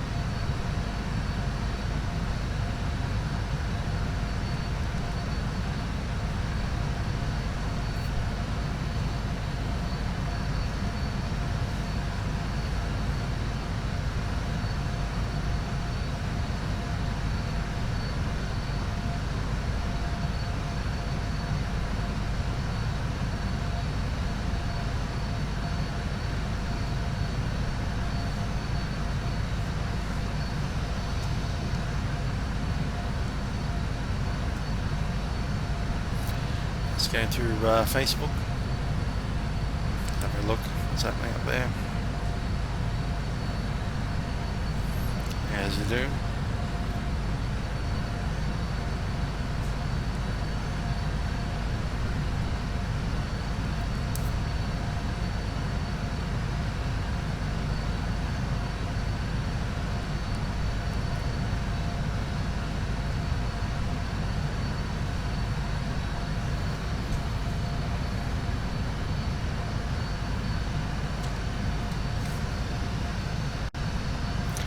Watching.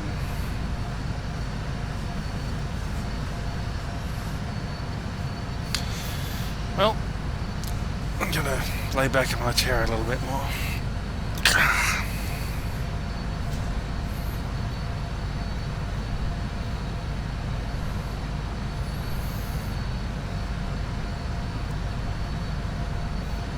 And I should probably set an alarm in case I fall asleep, because it sometimes happens. Time do you reckon?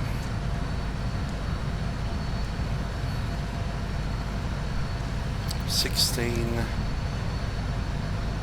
is 3 hours and time is 6. Let's do that. Let's do 6 o'clock.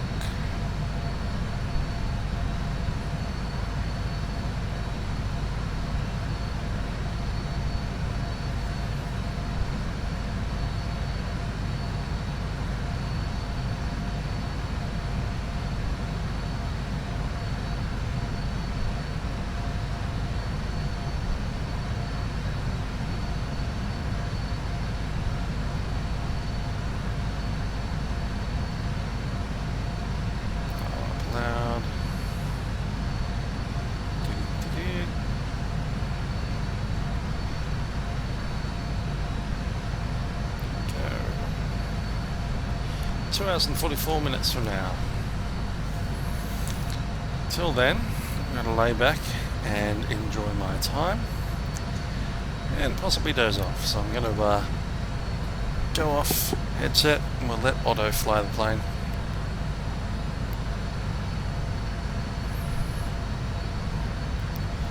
Then I'll hear an alarm and wake up and land. Well, we'll do an approach briefing in about 2.5 hours to, when the alarm goes off. About 3 hours time. Of course, we're on an air traffic control frequency, so we'll probably talk to them if they ever talk to me. Which they will at some point to hand me off to nothing. Let's see when that'll happen. It's a few miles off, I think. Yeah, the ESSA will tell me. A lot better than the other thing. Tarmac. There we go. There's tarmac over there. So once we hit tarmac, we'll probably be off this control center. RJBB is on though. Yeah, they'd have Rostov on to continue after tarmac.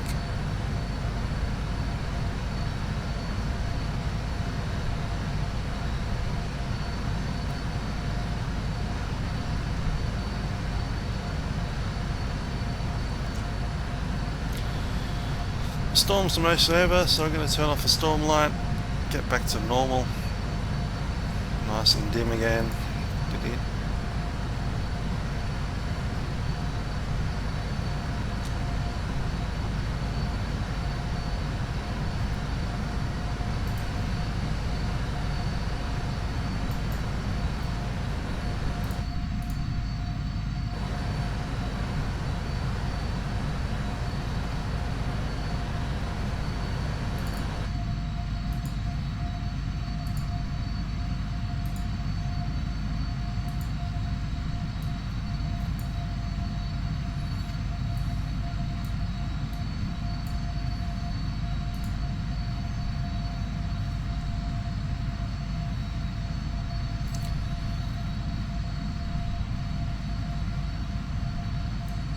Yeah. So I'm feeling a bit tired. I might just take a power nap. I've got the alarm set up. I've got Otto flying the airplane. And we've got an air traffic control that's probably going to talk to me in 80 miles. So we'll just wake up for that. Who's on? Probably Kirk and 2 others. Cool. So this isn't good night, but it's just a power nap, and we'll talk to air traffic control when he talks to us.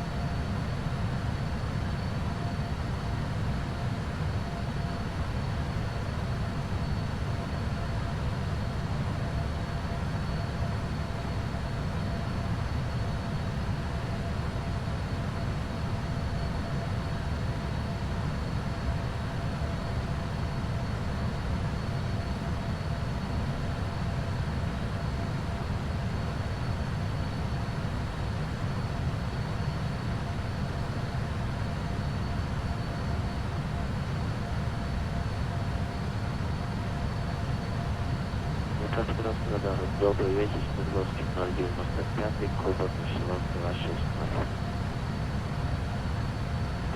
Свердловский 095, Днепрова, да? Вечер добрый, экипажу. Ответчик 4673.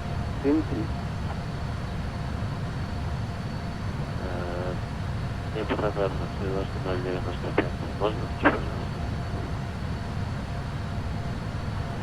Свердловский 095, ответчик 4673.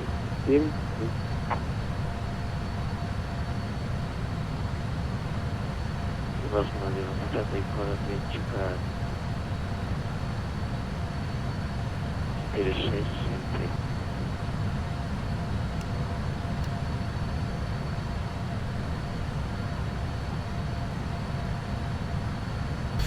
Prepare for eardrum massacre.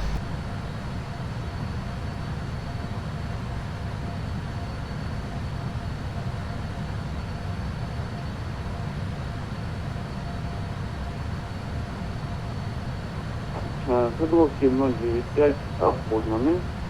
В Днепропетровске в работе полоса 26.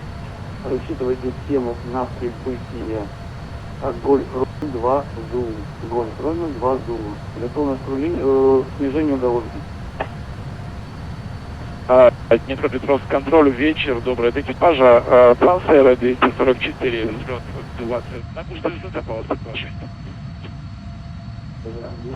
Гранта 244, Днепро, радар, вечер, добрый, экипаж, ответчик 4664. Соколов 4664, трансфера 244. Свердловский 095, подтвердите, как разобрали схему и работу боя. Полоса Б.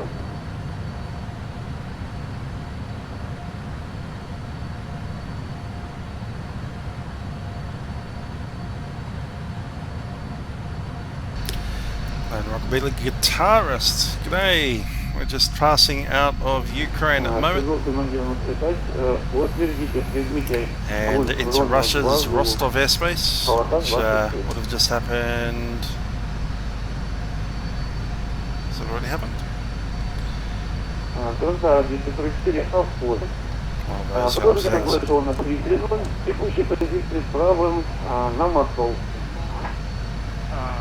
Текущие позиции выбираем эшелон 330, Москва, трансфера 247. My side of the cockpit.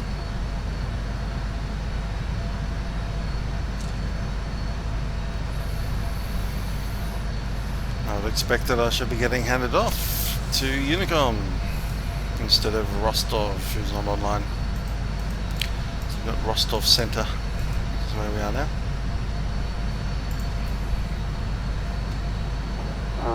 Uniform Alpha Echo 1, 2-1 for Vita, you are leaving my airspace, monitor Uniform 1 to 2.8, 7 as well, bye-bye.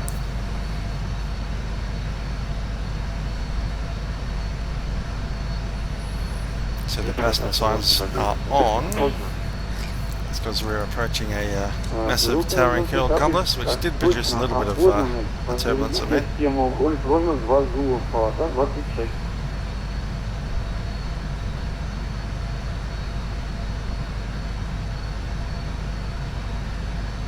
It's mostly calmed down now. Let's go off.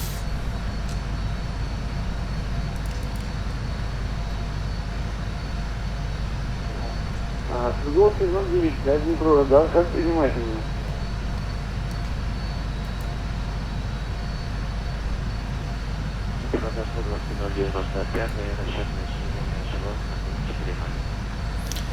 Our local time for me at the moment is 3:35 AM. It's a bit long. And in about 2 hours time we'll be beginning our descent, or about 2.5 hours time, descent down into Dubai. Свердловский 095, погоду аэродрома Днепропетровск на борту имеете?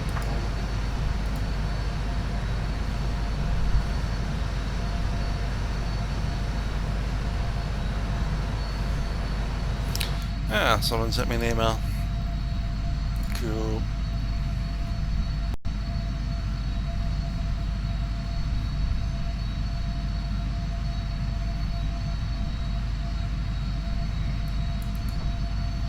надо сюда остановиться, Виктория никакой будет.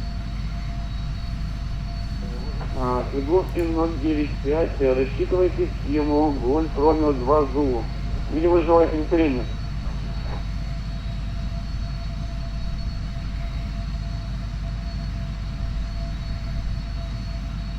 В работе 26, да?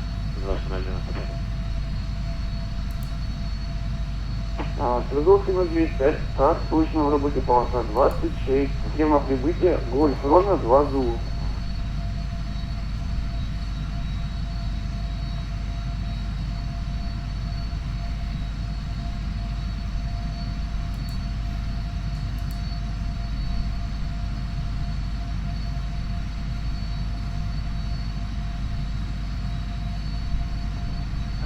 Днепр Радар, 20.01. Рассчитываем Гольф, Ромео 2 Зулу, полоса 26. Спасибо.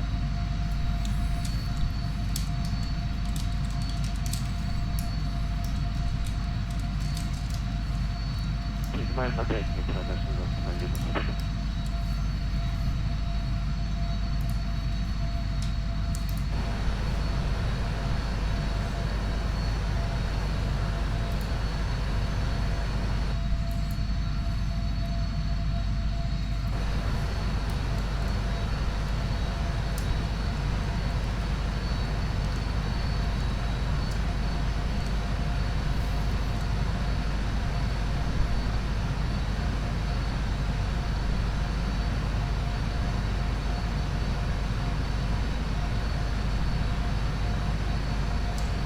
Днепр Радар, 095, эшелон перехода наш.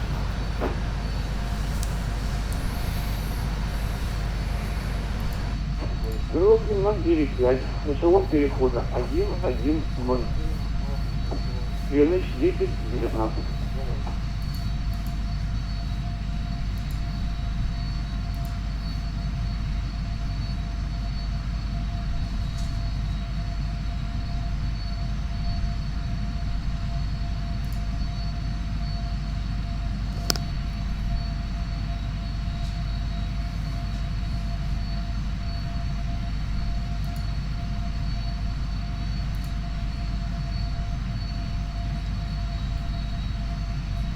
Перехода 110, давление 1.0, 9.9,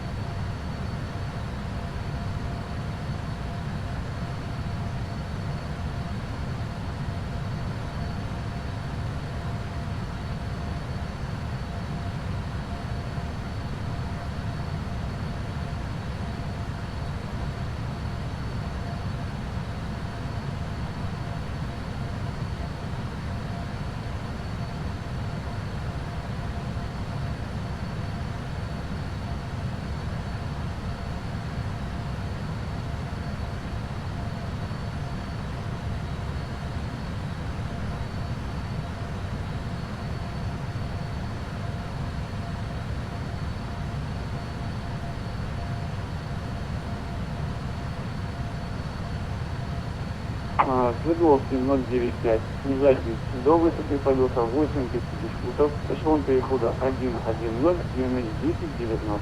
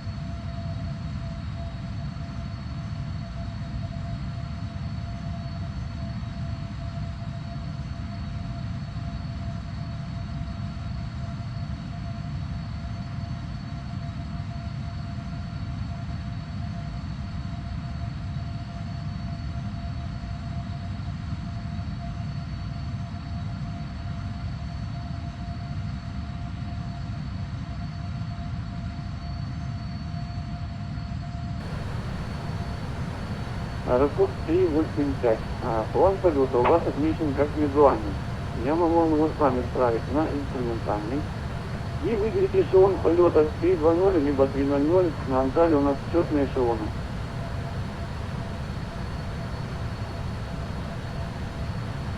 Свердловский 095. Анонс фото на борту. Расчетный движение эшелон 065.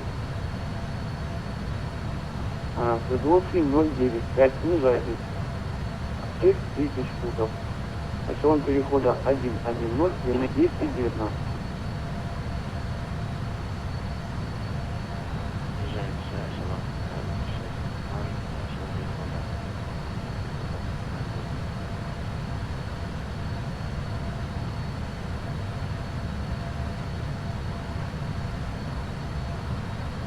065. Аэропорт 385. Эшелон на выход на Анталию должен быть четный. 300, 320, 340. Какой выбираете?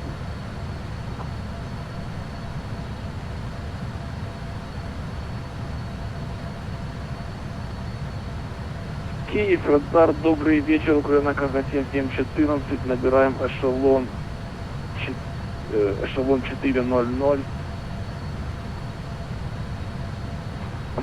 Ранее вызывающая станция. Ваш позывной?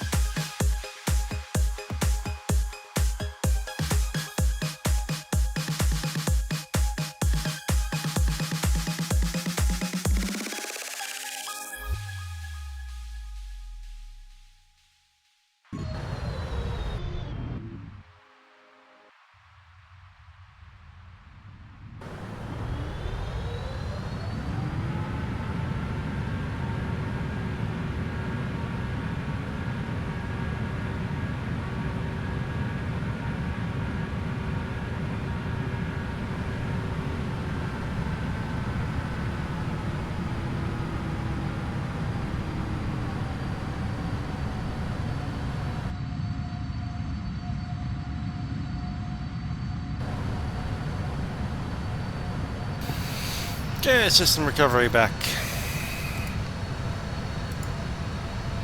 Time 34. It's actually 48. There goes another 14 minutes.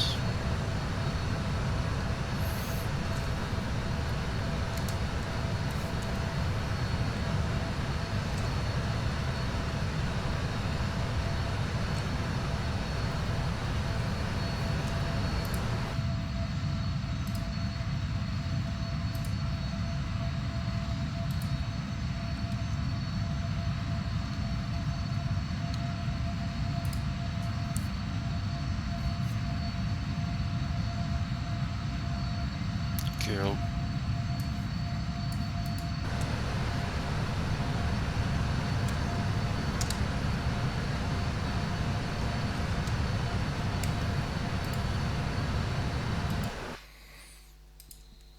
Needs to be 49.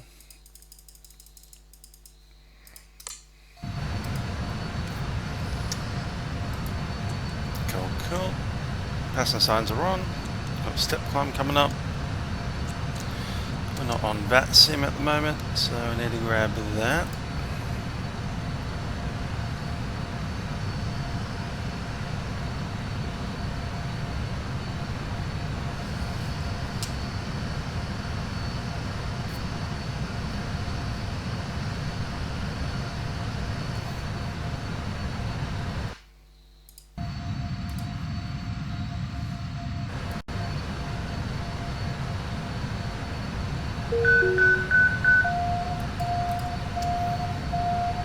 Flight plan is blank.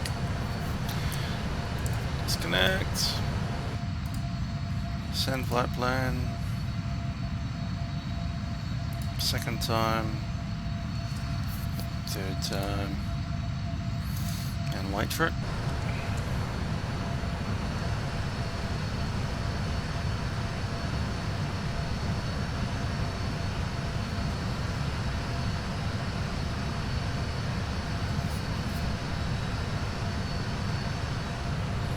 Cool, let's go.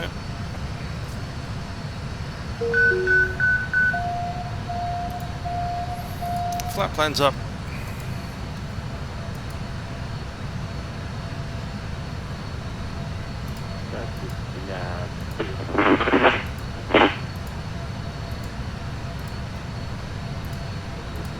До PMDG, если можно повторить.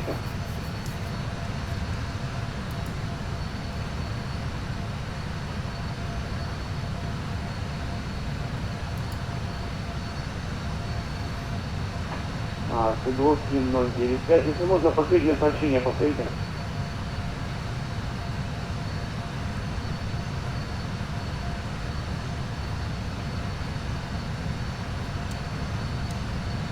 Трасса 244, далее контроль отсутствует. Покидайте зону ответственности, работайте на июне солнце 22. Такая 8, мягкой посадки во Внуково.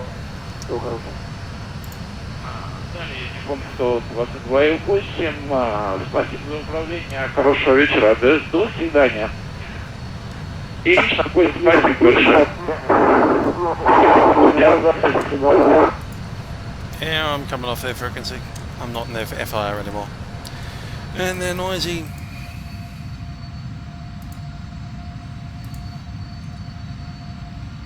Gonna start chopping back some windows here.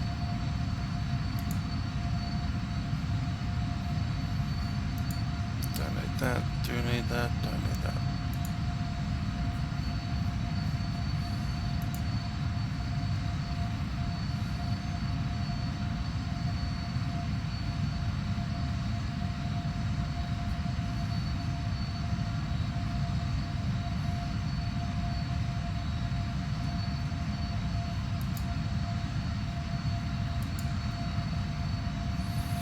It's 4 AM and yeah,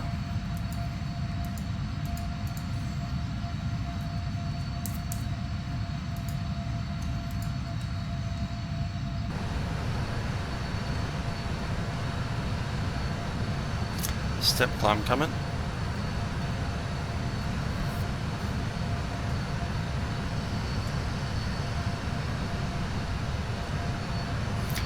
get those fasten signs to auto.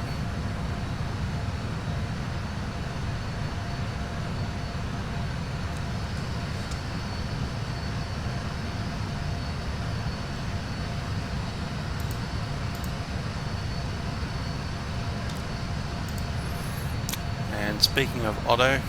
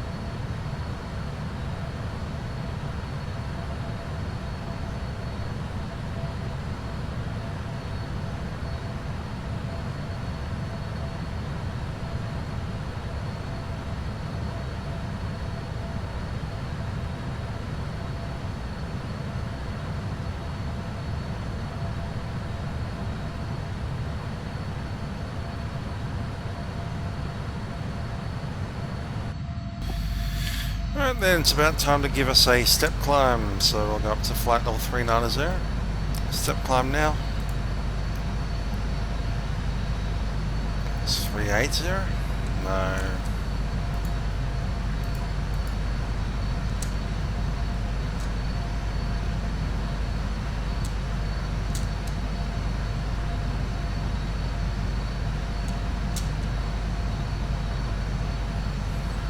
Definitely going eastbound, it's flight level 390. Let's stick that in. Still 400 to go. Right. False alarm.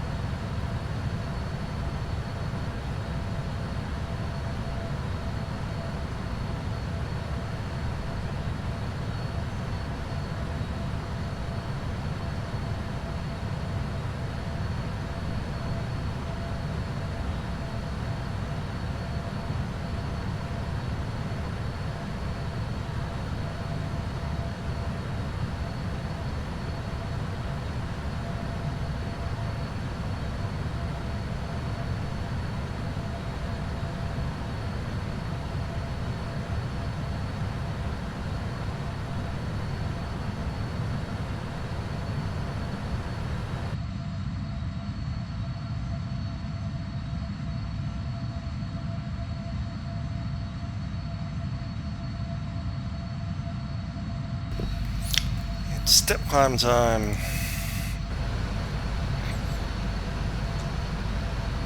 We will head up to flight level 390.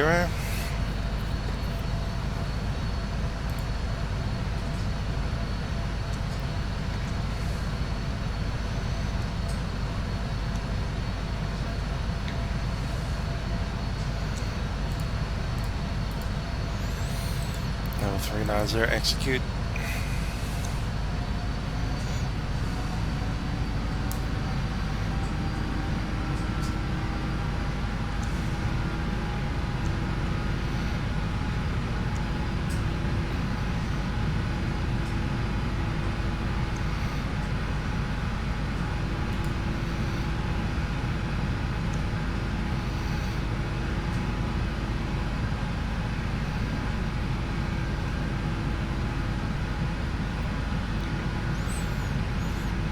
I think it's smoother up here, so we can turn those signs off again.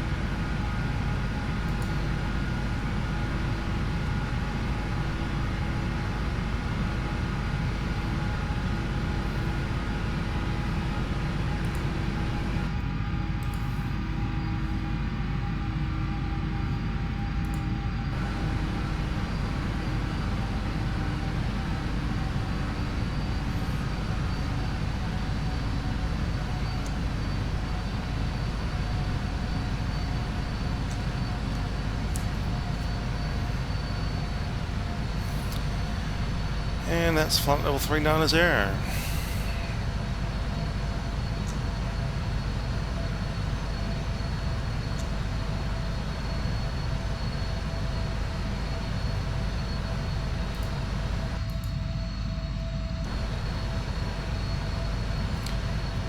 Now back to Otto.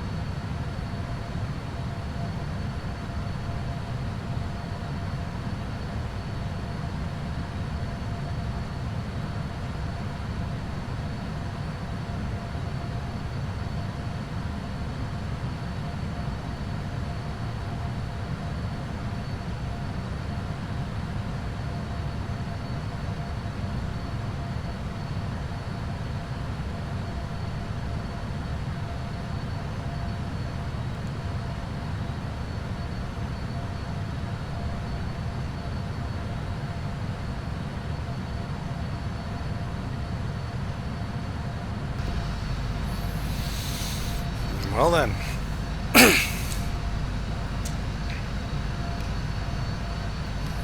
There's Dubai coming up.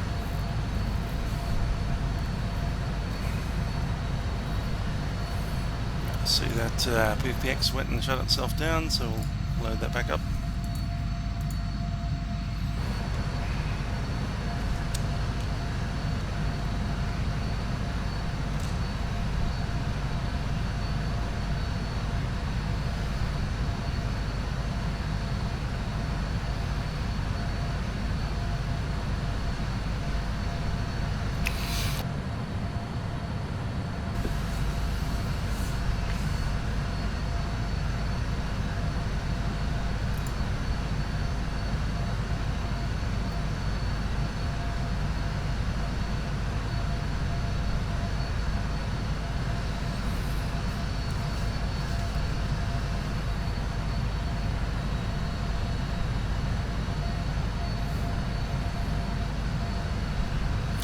Current time in Dubai is 11 PM. Current time in Melbourne is 6 AM.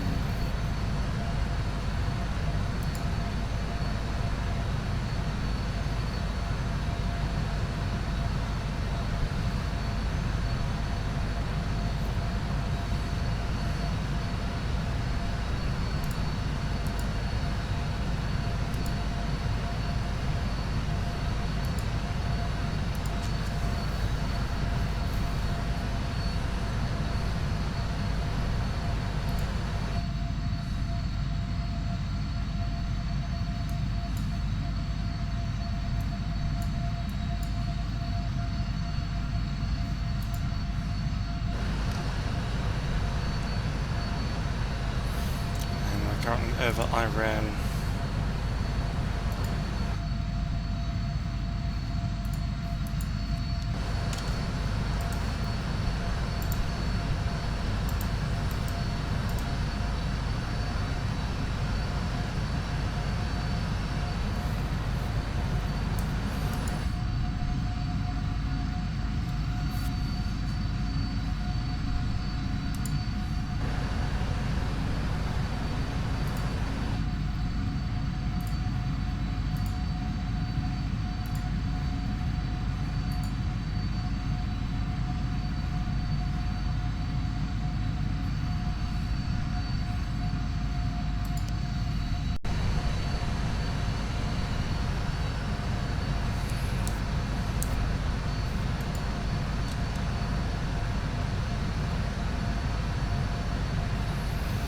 Also arrival into Dubai will be at 7 past midnight.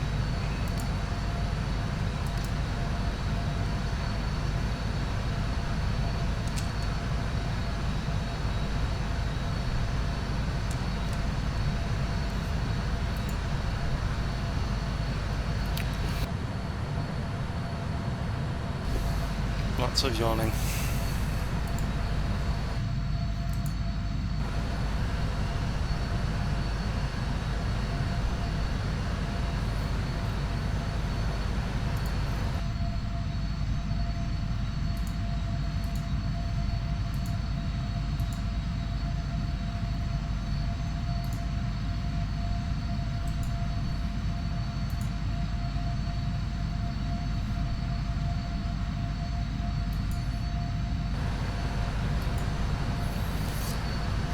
The arrival Desti. Look at the weather as well.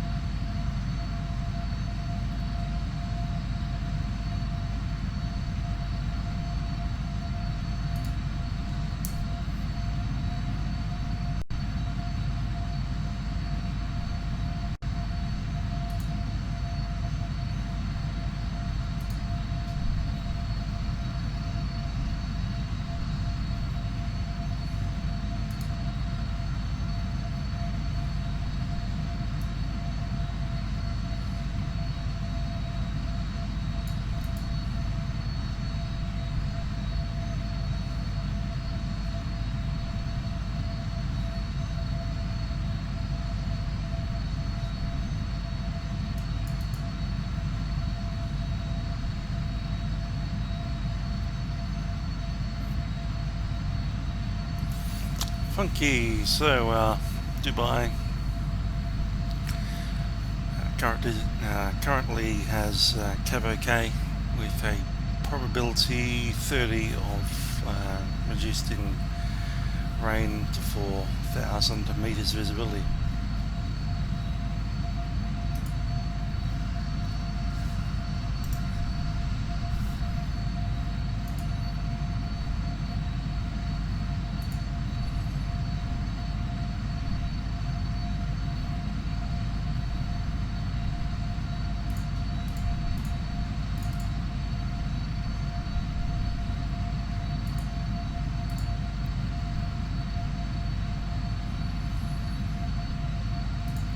Landing runway seems to be 3 zeros.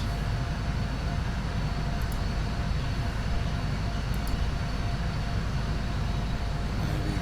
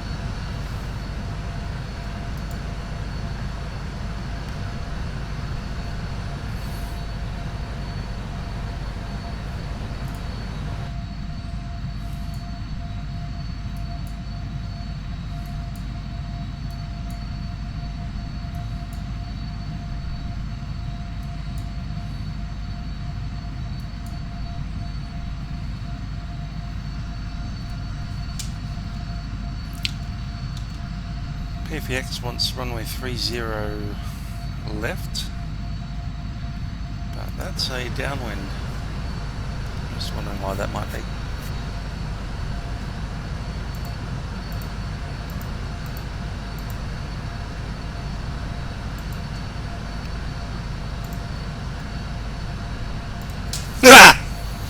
Massive, massive spider. Again. Yeah, screaming like a girl. I'll be back when I have a spider corpse. Otto's back.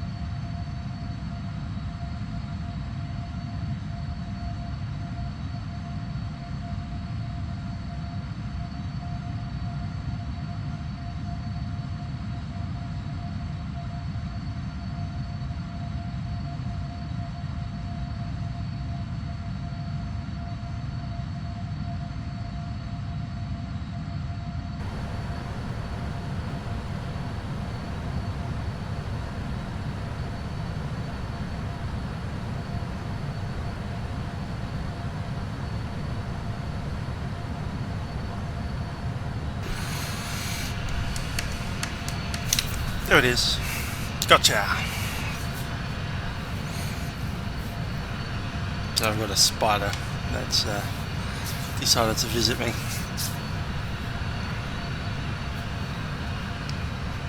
Still alive.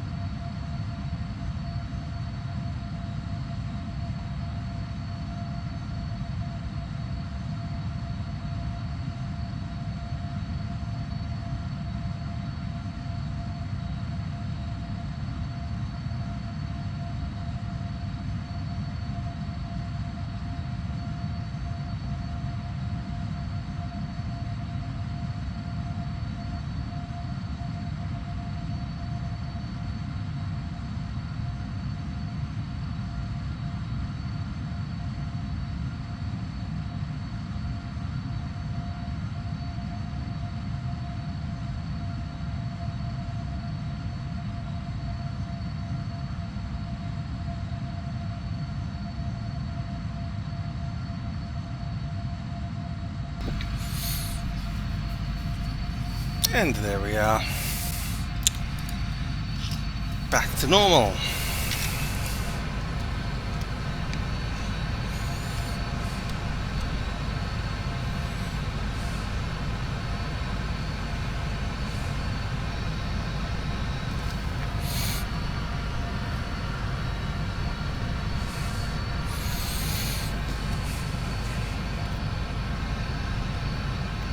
Hope you enjoyed that little close-up of the spider.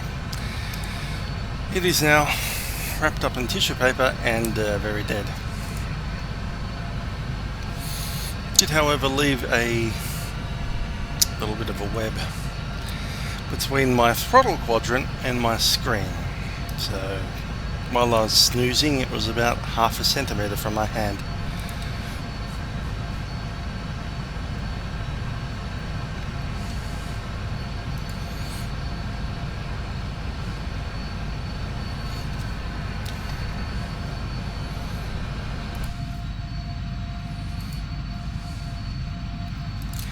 Okay, a couple of things that we need to do. We need to do a brief, and we need to do an,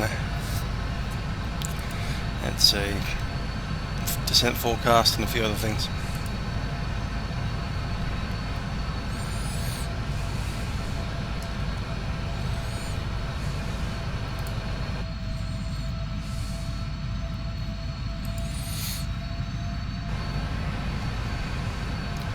Let's go with 30 left, and let's also turn on the seatbelt signs. It's getting a bit bumpy. 30 left.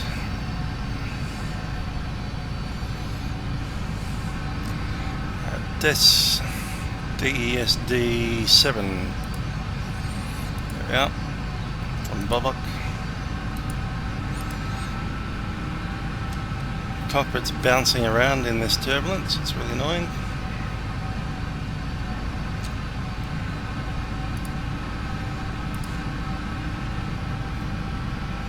It's literally bouncing around in the turbulence. I'm not doing that, that's just happening. Wow.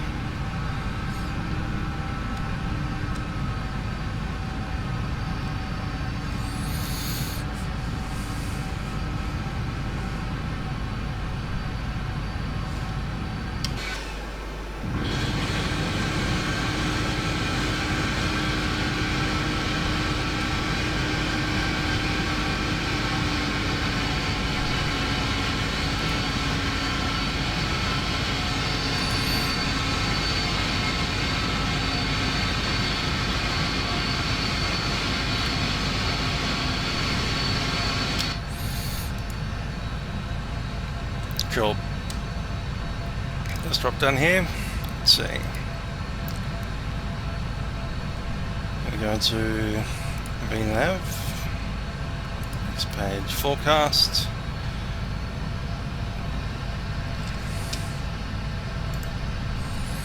$8,000. I can hardly pick the line select buttons because they're bouncing around so much.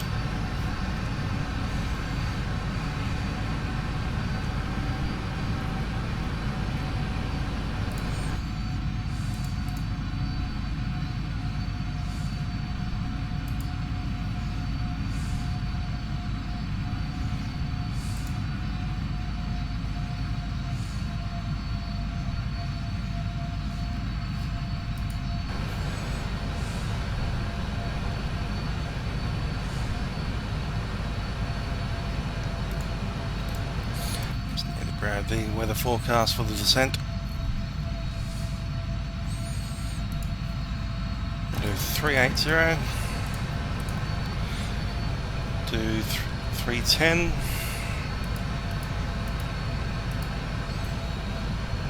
230, 150. Those numbers will be 282, 103.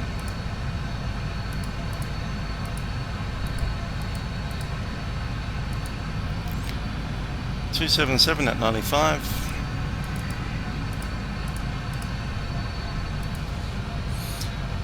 285 43,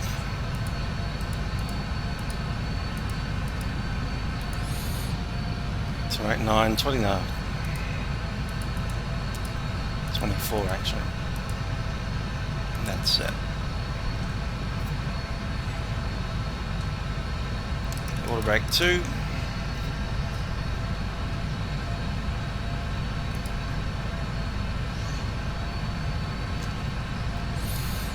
check the nav, that's set. Cool. And our minimum altimeter radio 200 set.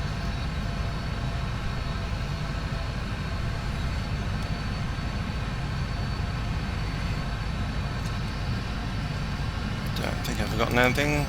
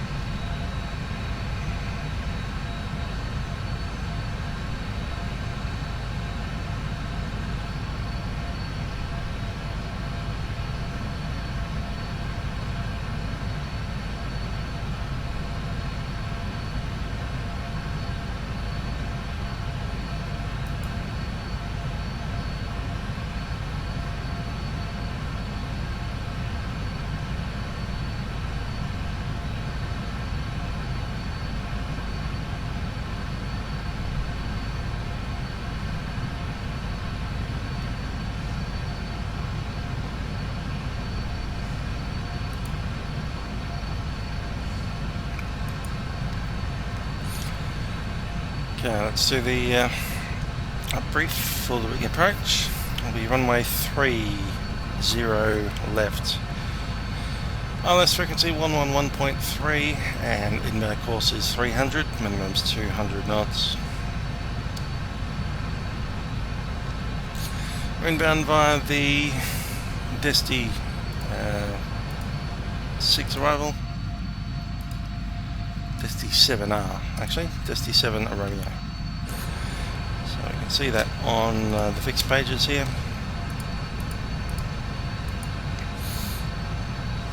From Desti across Gipto at or below flight level 130, the lasso above 6,000. From there there's a bunch of waypoints which take us on a downwind. We'll take a look at that on the plan page.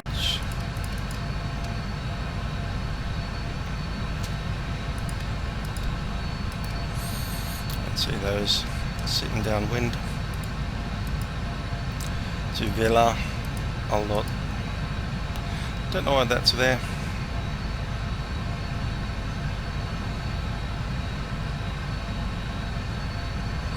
Let's just get rid of it. Let's go to Septo and chuck that into the hold.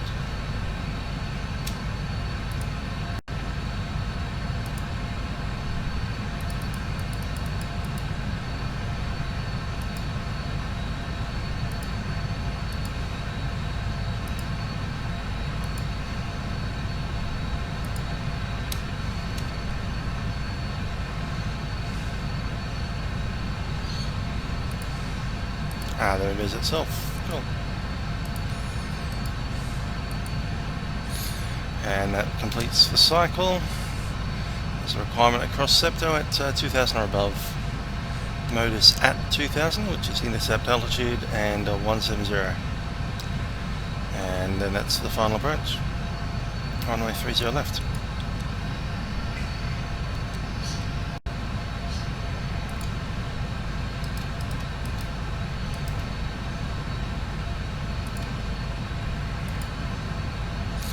It'll be 2,000 feet at 170 or even 160 knots, and then we'll be pretty much on profile. Odd wakes 2. Currently have the passengers seated in the turbulence.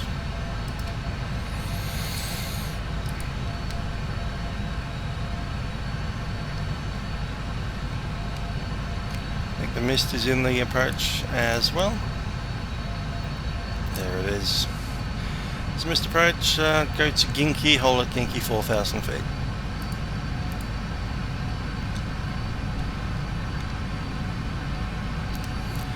Currently we have 10.7 in fuel, and we will eventually have 7.5.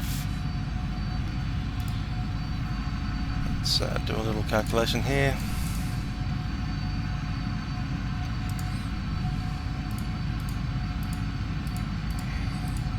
I have 2.8 less.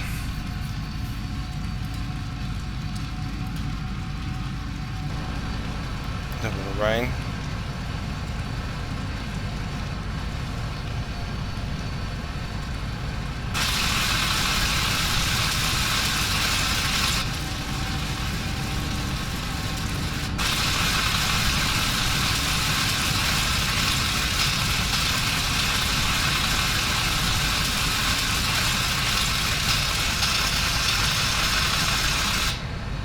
Yeah, I was expecting that much rain up at 39,000 feet, but anyway, it's been one of those flights, hasn't it? Storms pretty much the whole way through.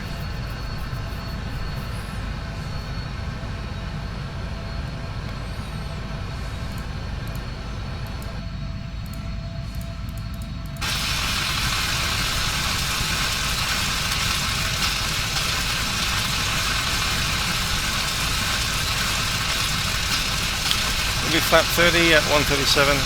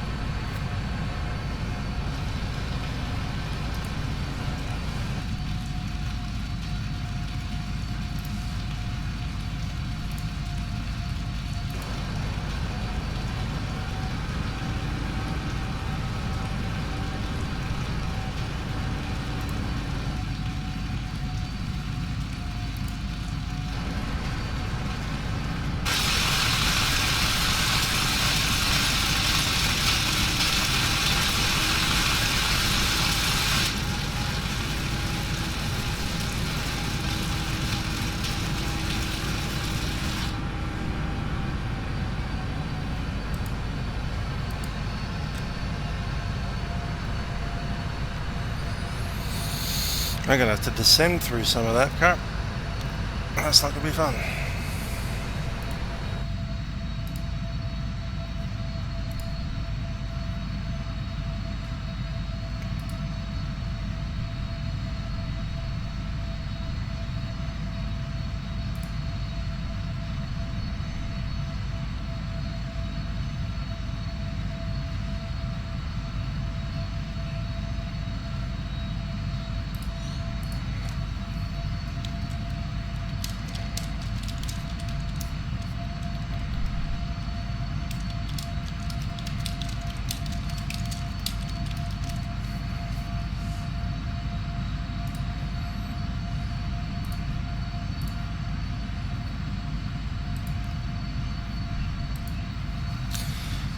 We need to set up this new YouTube thing, and it's probably the best time to do it now that there's no spiders watching and before we're on descent.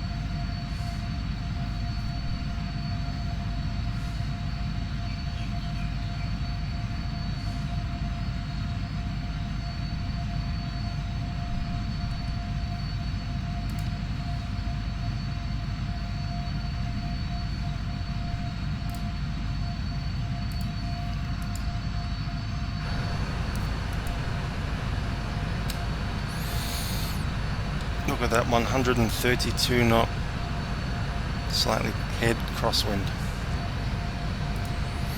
That's not fun.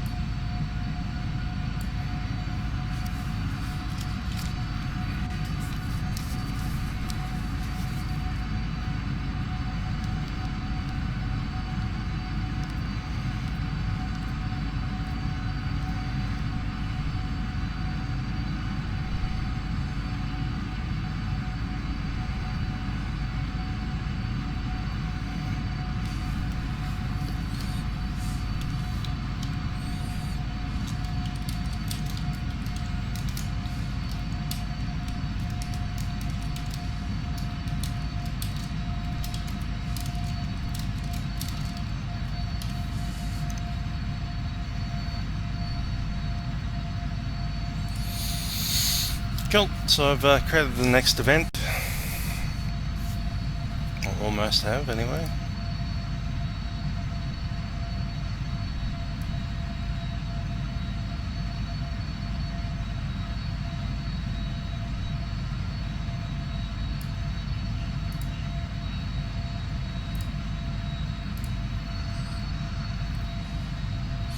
So once we land, we're going to shut down this stream and then port over to leg 3.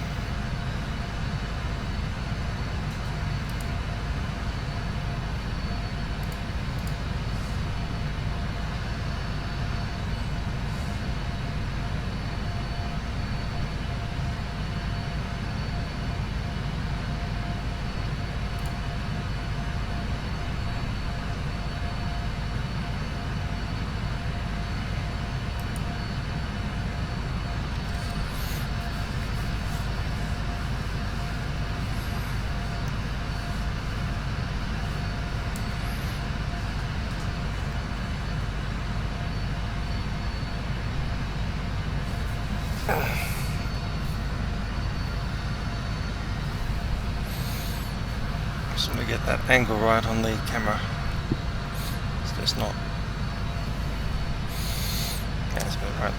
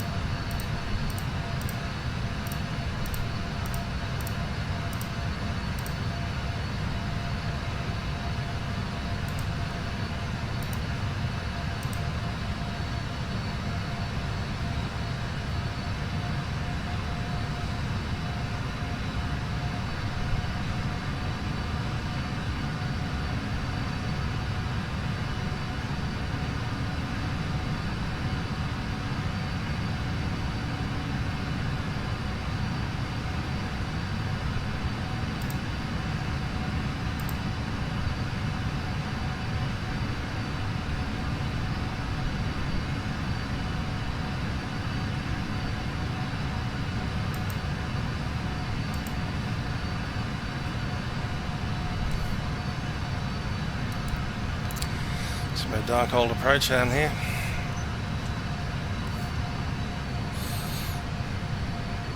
At midnight. I think we might see the sun again before Novosibirsk. Maybe. Hope so.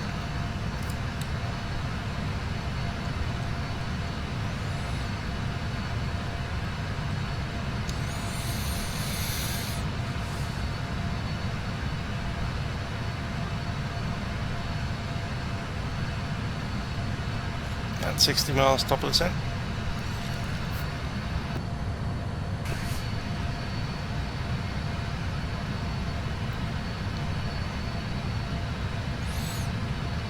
That's the top of the set marking right there. That's 80, that's 40, about 50 miles now.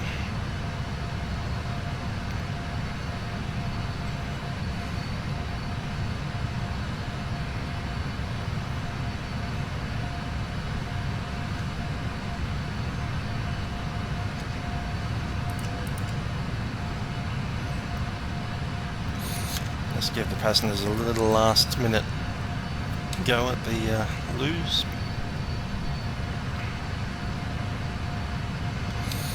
Still lots of lightning out there.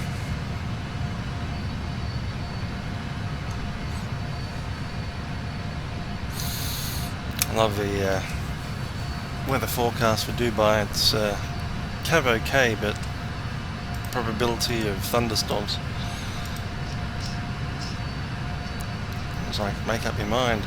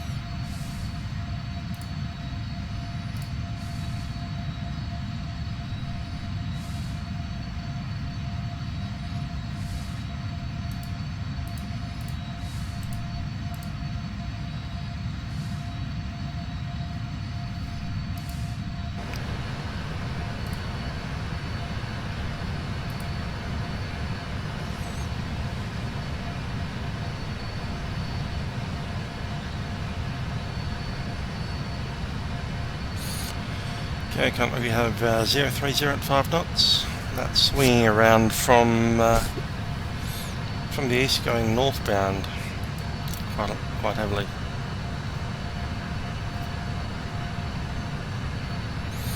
And still an exact crosswind. And it's tending towards the north.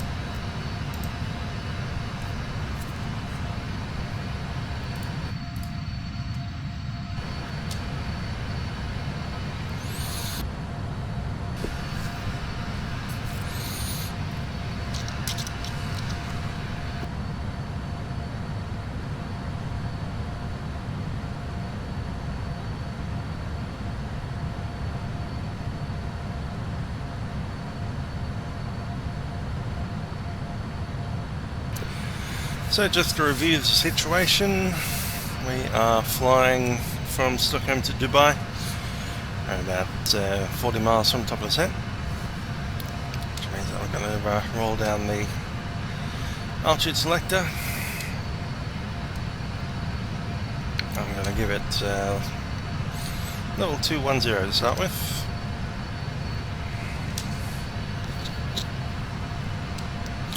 We'll set the auto brake, that's set to 2. 9.2 tons of fuel at the moment. Our predicted arrival fuel is 7.2.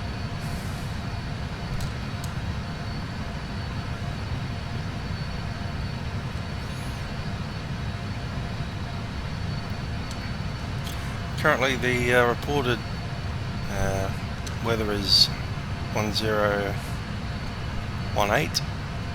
hectopascals. That's set in the standby.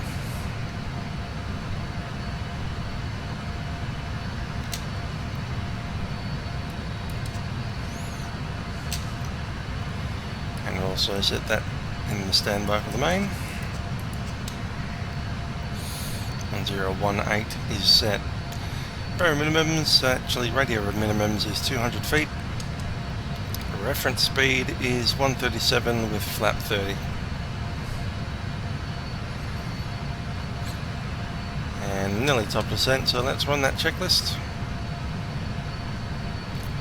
Recall check.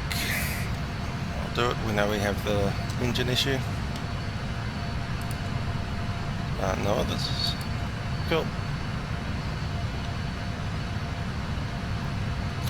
Notes checked. Auto brake has been selected too. Landing data has been reviewed. Our reference speed is 137 with flap 30 and the minimums is 200. Approach briefing complete, and next one's approach checklist.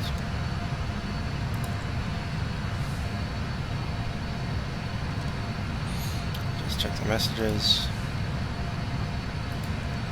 and there's nothing there.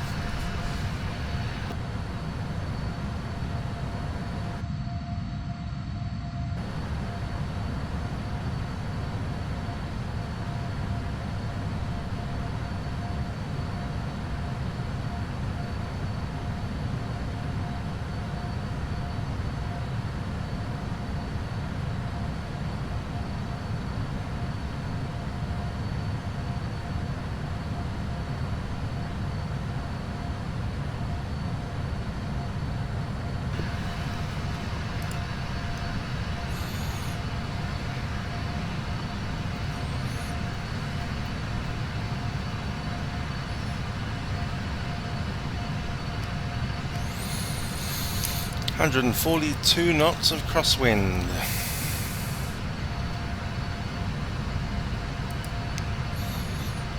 That's some wind speed there.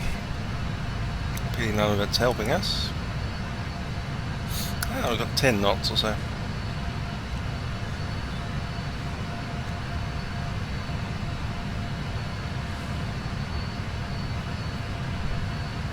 Top of descent in 8 miles.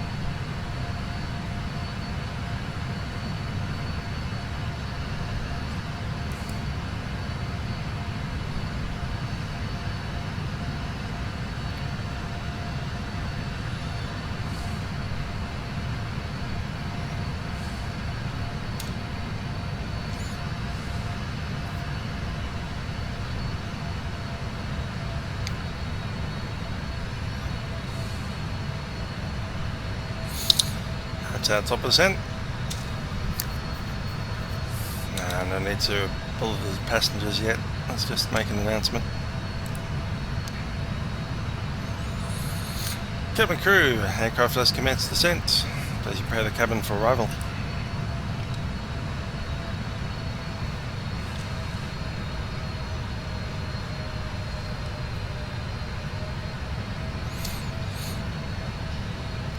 It's time to monitor our RAM and stuff.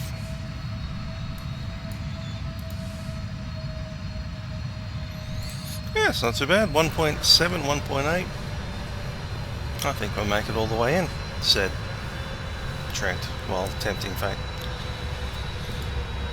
Yep, we're moving into the Flytapper Dubai, which is one of the memory hogs. But we're in good stead.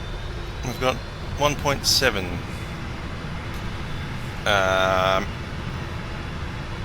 watt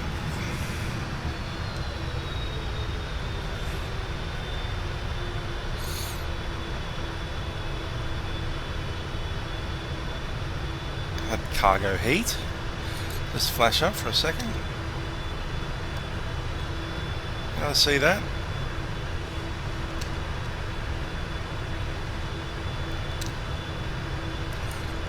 Recall, checked, clear of items.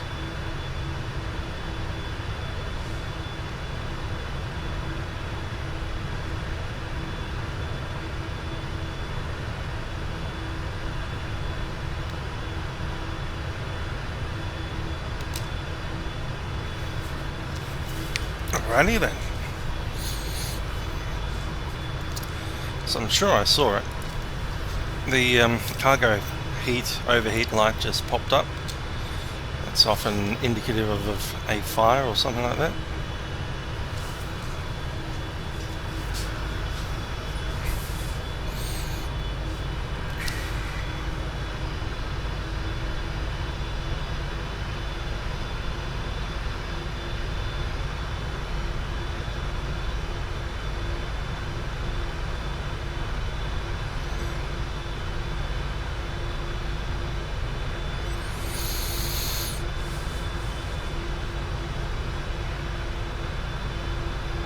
Anti-ice is on. It's in automatic, so that's automatically on.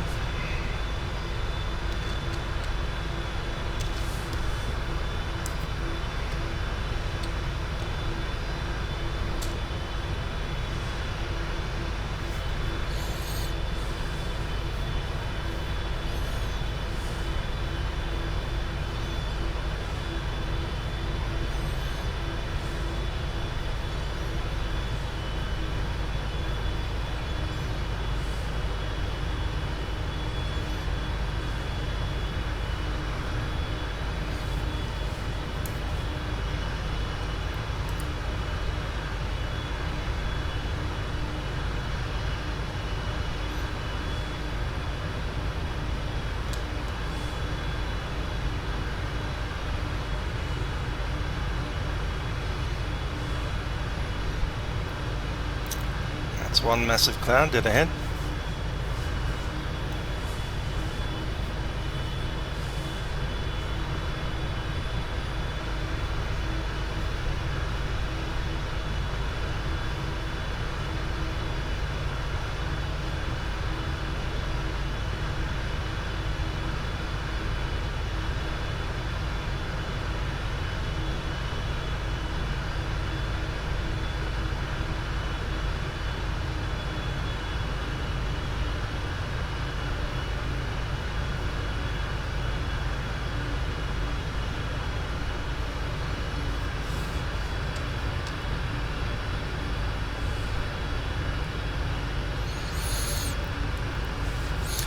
To run. This is a flight around the world for charity, so I'm flying entirely around the world in the next, I don't know, 40 hours or so.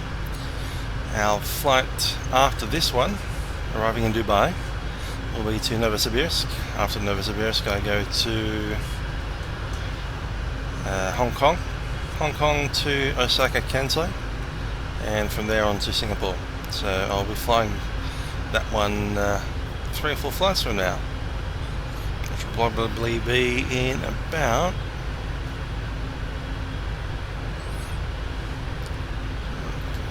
14, 15 hours time.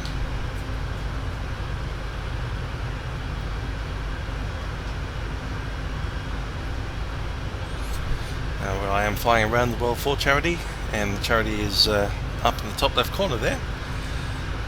If you want to share some of your money to the worthy cause, which is the Thomas Cook Children's Charity, and you can give to that charity by going to www.justgiving.com/skyglobe.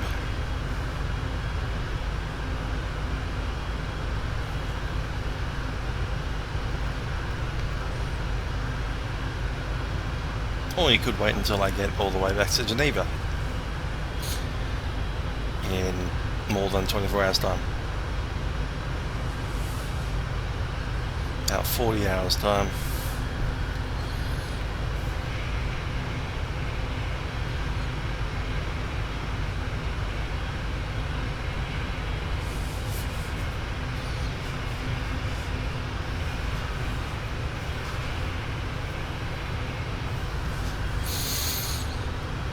everything set up and ready for this. Very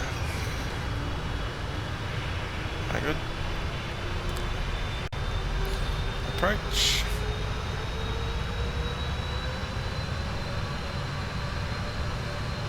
A few more bumps.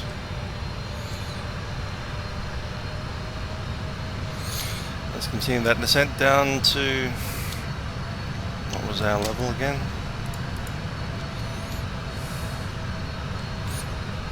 6,000.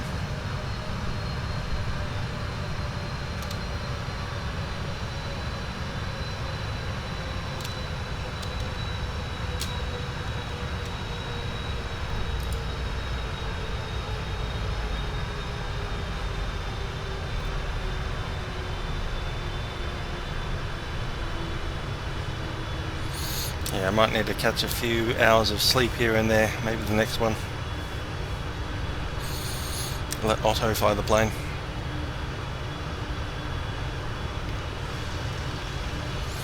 More of this rain. It's the only problem with letting Otto fly the plane, that you're not expecting, you know, weather as bad as this. That wind's coming down. We've got 55. Slightly from the tail.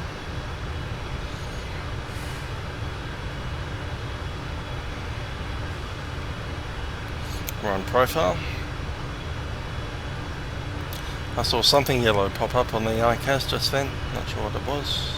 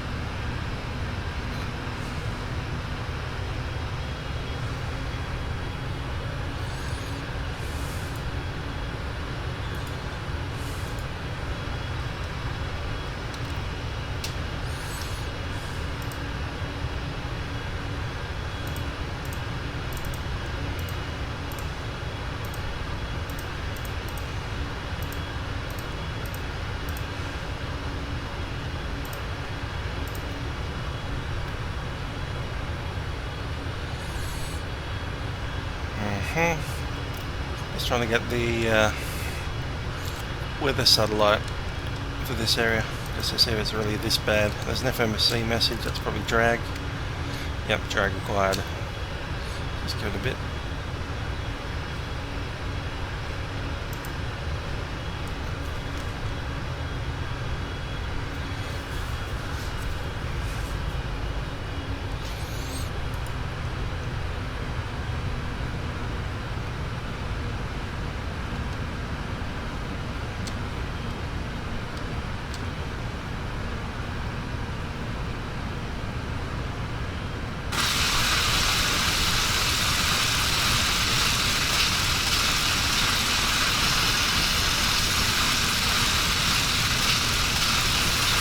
Yeah, that's hail. Ah.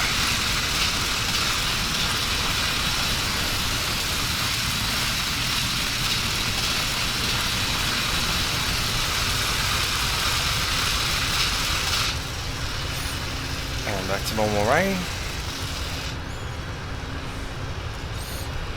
I like it when the rain's not hard.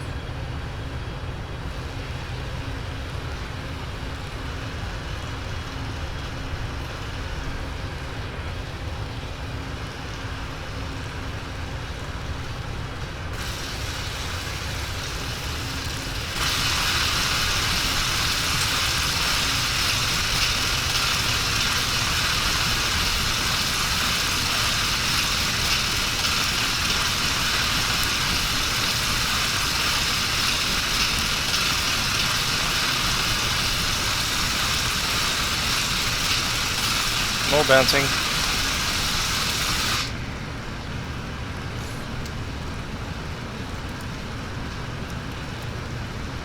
Cabin crew, seats for arrival.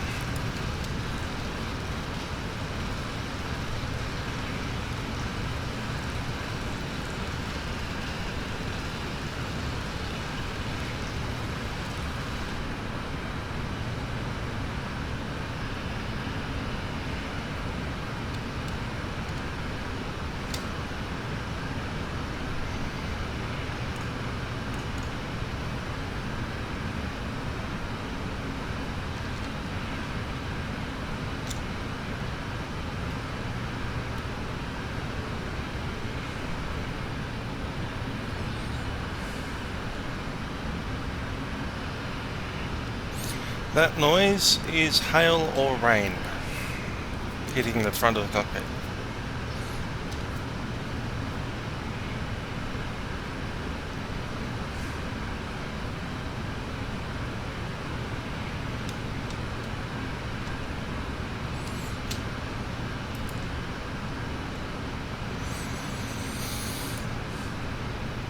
Okay, altimeter set, 1019, approach checklist complete.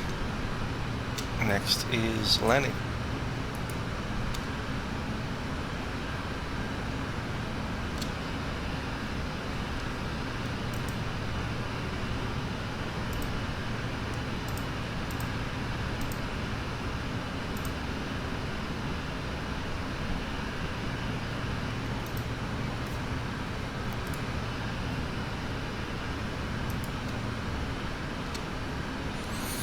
And there's Dubai.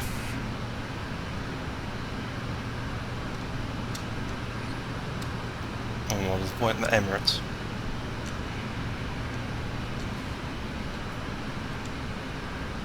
Yeah, I'm not sure what's going on with this. My conditions here at Emirates say CAV OK, but it says with the probability of thunderstorms and 4,000 metre visibility. But it's only 30 probability.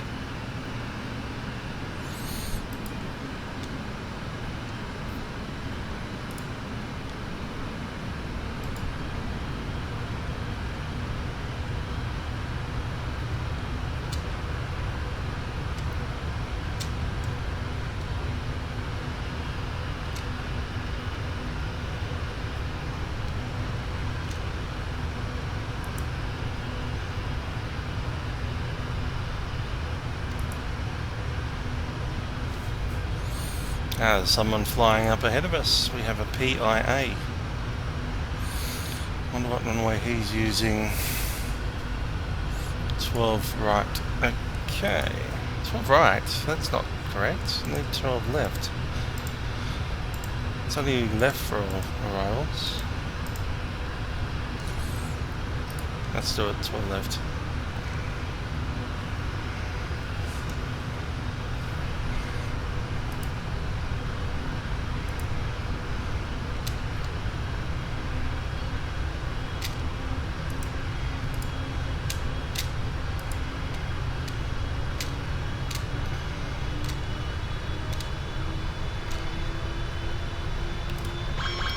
Go to Kinky.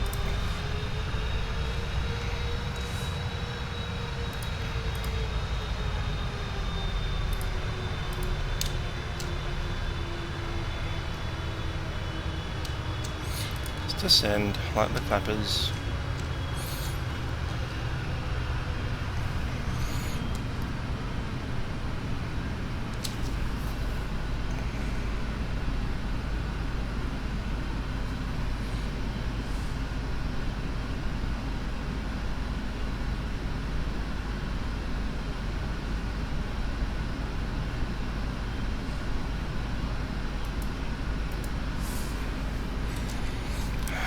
I don't know where everybody's going here today. Is it left or right? He's going...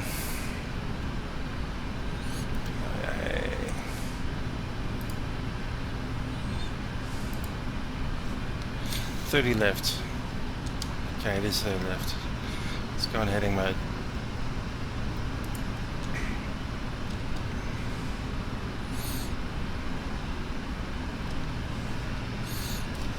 Yes. that place.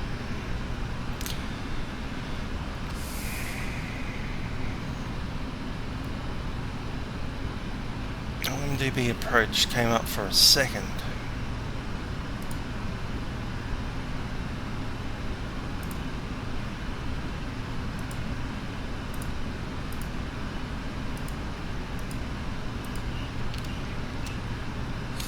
Direct to Bobok.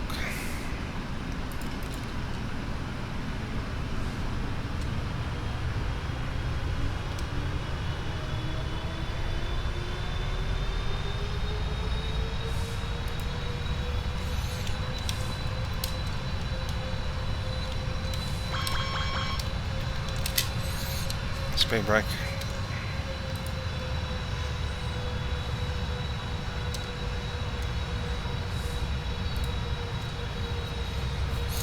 On to 4.9.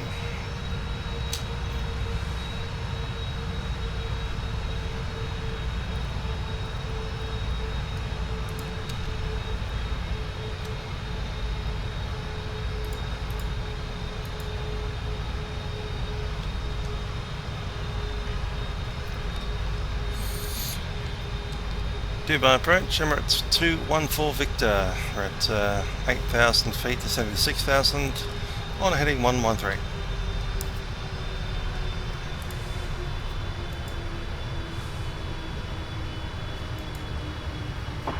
Emirates 214 Victor has a good average. Just like a score 620.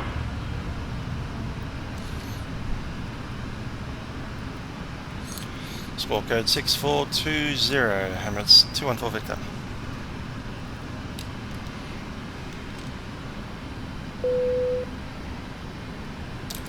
Coverage 6220.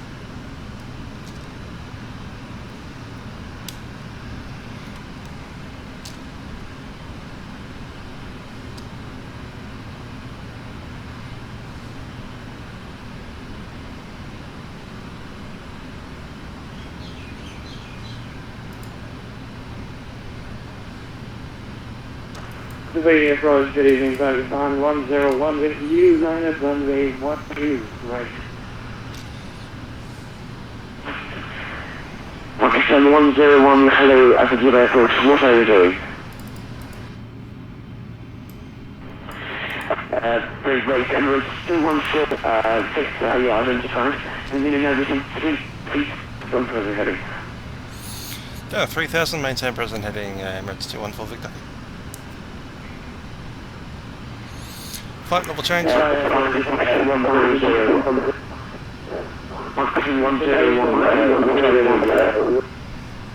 So Pakistan 101 is in guest stage, ready to dial over 1. This is the reach to approach my aircraft to contact you in 124, this is 110, Pakistan 101. Pakistan 101, the closing the simulator is not approved of that. What are your intentions?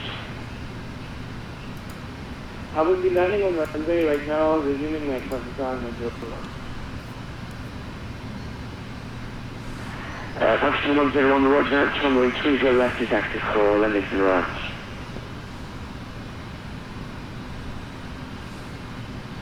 Pakistan runway, Pakistan 101.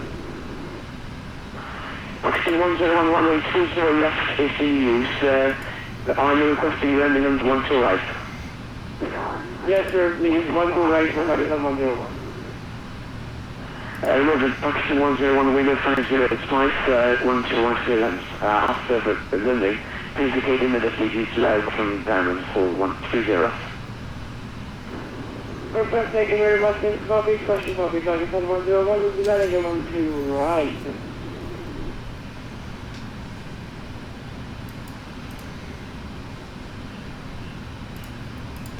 As you can see, the weather's dropped down quite a bit. It's one of those offshore storms. So you've got massive thunderstorm out in the ocean and then nothing over the desert. It's quite a common occurrence actually. Up 2.4 VAS. It's creeping up towards 2.5.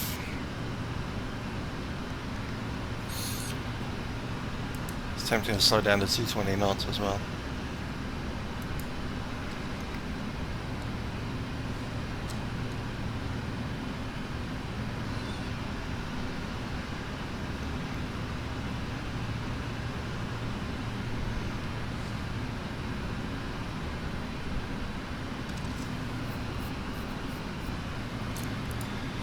Wind speed has dropped down to 9 knots. That will probably continue to drop as we get further closer to the ground.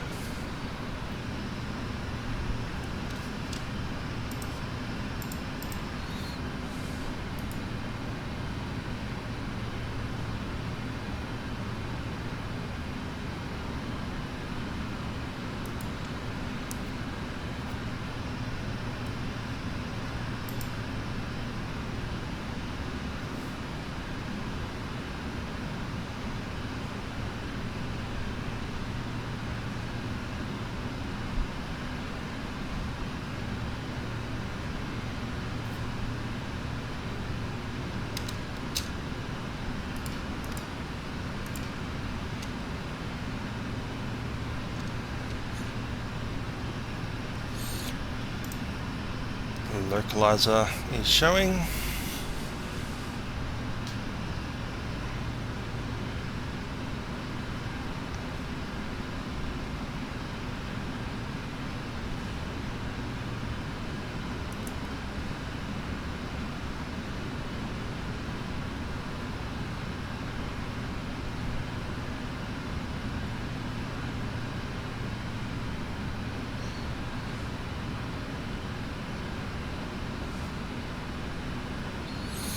Sign to 220 knots. Taxi 101, welcome to Dubai. Approach 1 to right via Kilo 13. Taxi send number Alpha 6 via Zulu.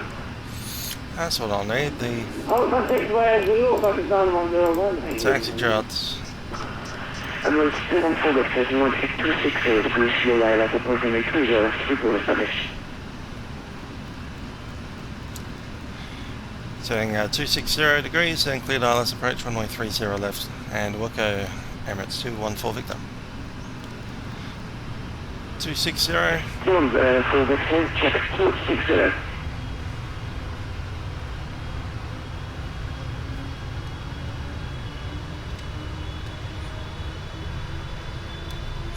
And we'll go flaps 1.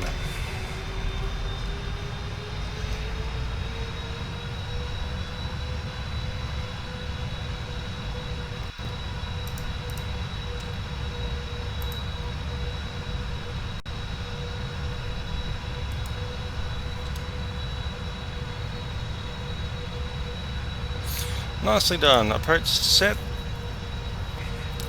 Localizer is in the box.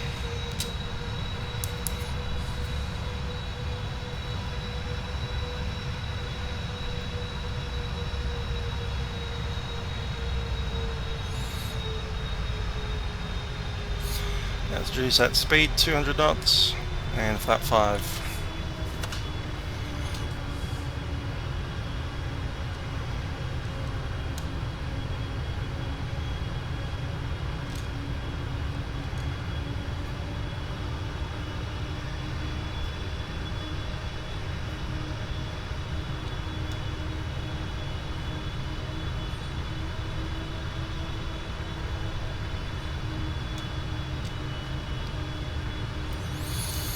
Waiting for the localizer and glass slope.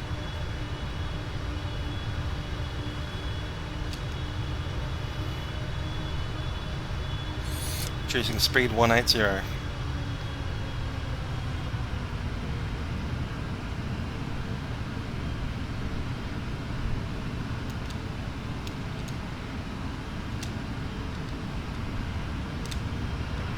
Taxi 101, clock mode to blind ground. 515. Okay, stand by, Pakistan 101. Gear down.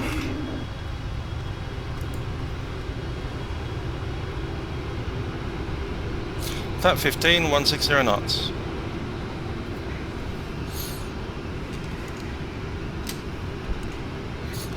Speed brake armed.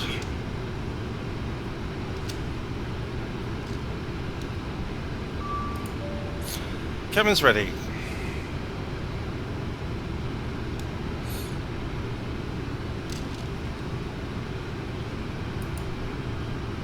Flaps 20.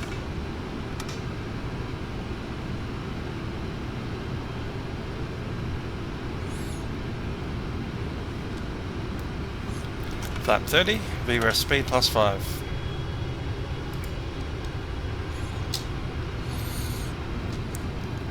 Emirates 214 Victor Emirates is 214 Victor, do that. good.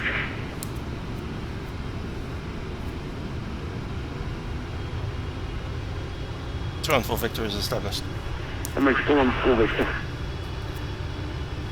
Emirates 214 Victor, you still final failure, 65, clear left, clear. Right, 30 and left, clear to land, Emirates 214 Victor. So yeah, we've got that thunderstorm offshore, but nothing over here. Over land, you can see the thunder and the lightning off in the distance, straight ahead. So if you were to go around, you climb into the thunderstorm, but right here it's fine, in the literal sense of the word.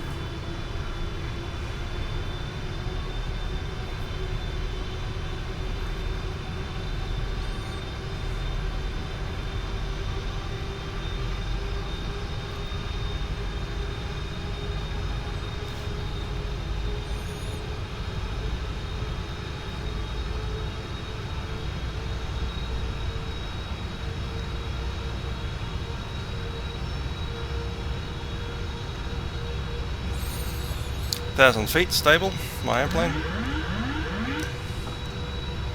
1,000. Check.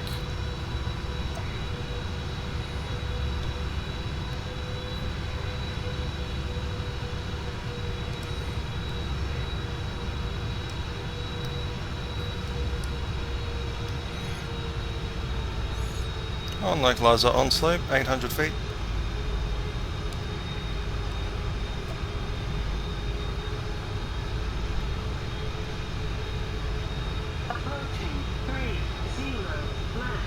Left is confirmed. Being cleared to land.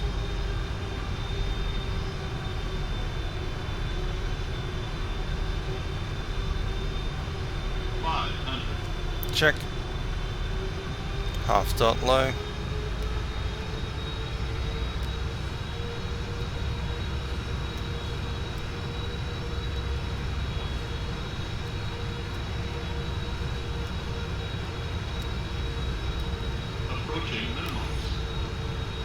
Insight.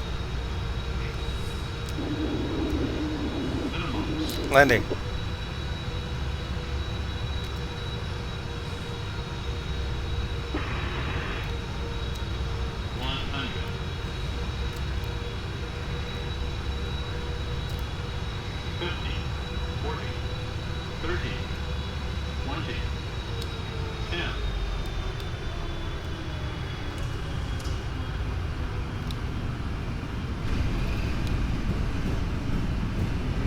Reverse is in.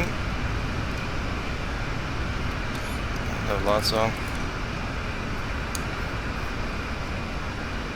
80 knots.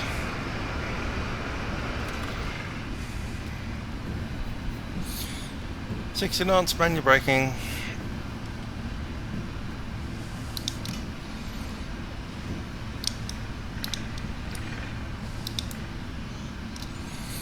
And we can come off here. Where is here? Kilo 10.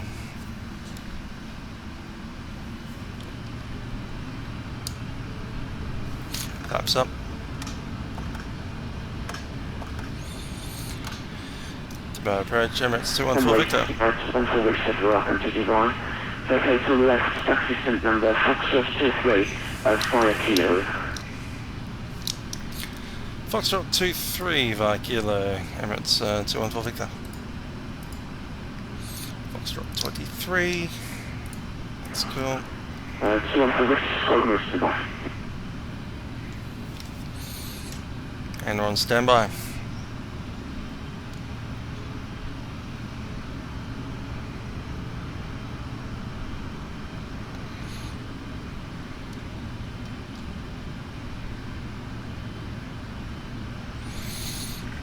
That's going over to the ground chart, see where we're going.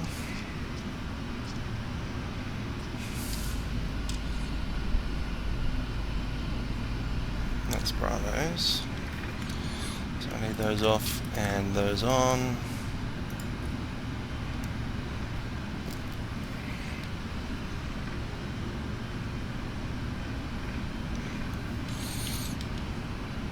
That's Alphas. Foxtrot's up there, I think. Yep. That's our gate right there, I can see it.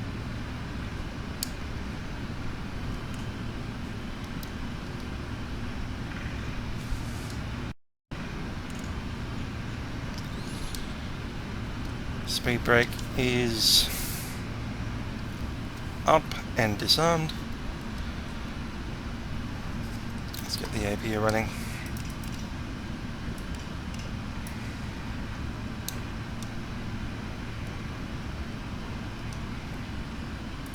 Clock's off at 5 hours and 39 minutes.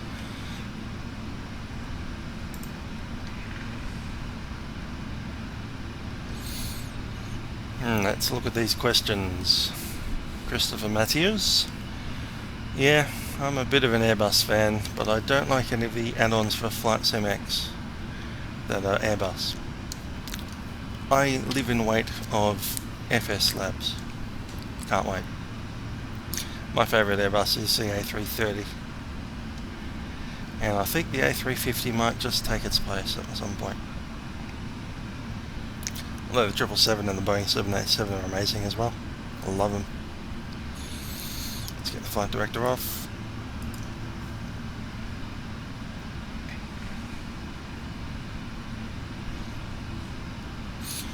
I think ActiveSky Next is really good, and I think it's actually portrayed that effect of thunderstorm offshore by about maybe 3 or 4 miles offshore. Really heavy, big thunderstorm with lightning and hail and all sorts, and clear skies over Dubai Airport itself and Dubai City, because that's how thunderstorms work. They tend to build up over the ocean and they tend not to come inland when it's hot. Just like in Sydney, where I live most of my life. Every weekend you'd see a massive thunderstorm offshore, but not a single drop of rain. And ActiveSky Next has just done that to a T, absolutely. So I'm quite impressed with it.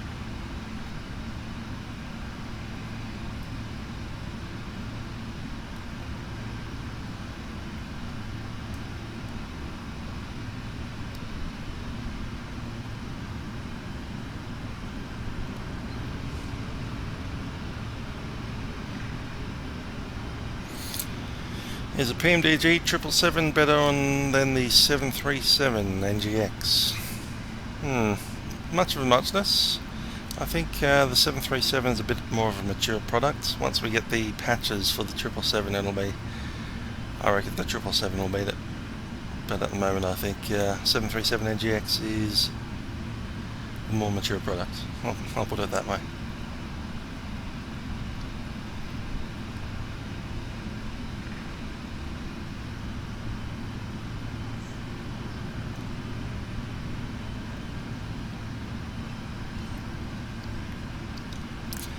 I think, yeah, both of the flights so far have had a freeze about maybe an hour into it.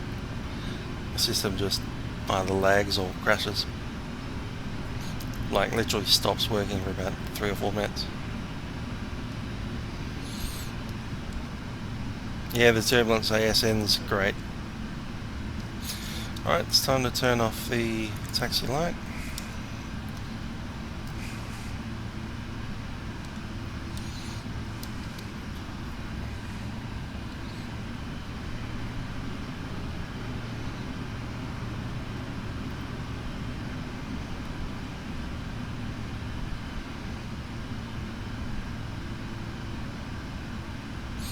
APU is running, doors automatic. Need to change that. Cabin crew, set doors manual. Disarm doors cross check.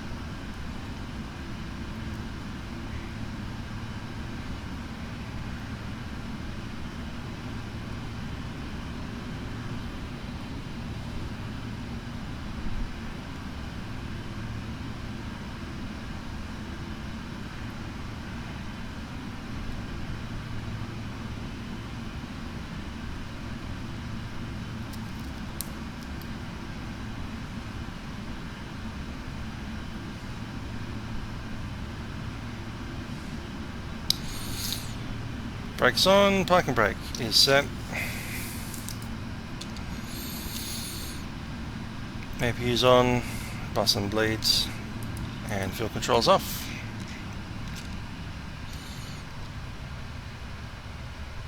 And we can shut down that ADIRU.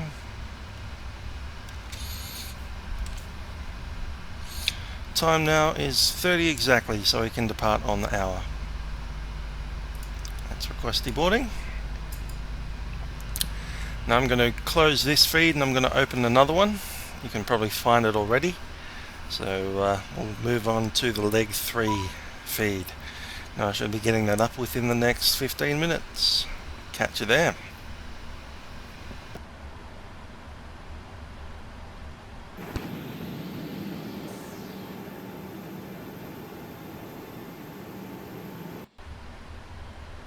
I should turn off my lights, shouldn't I? Let's do that. Open some doors.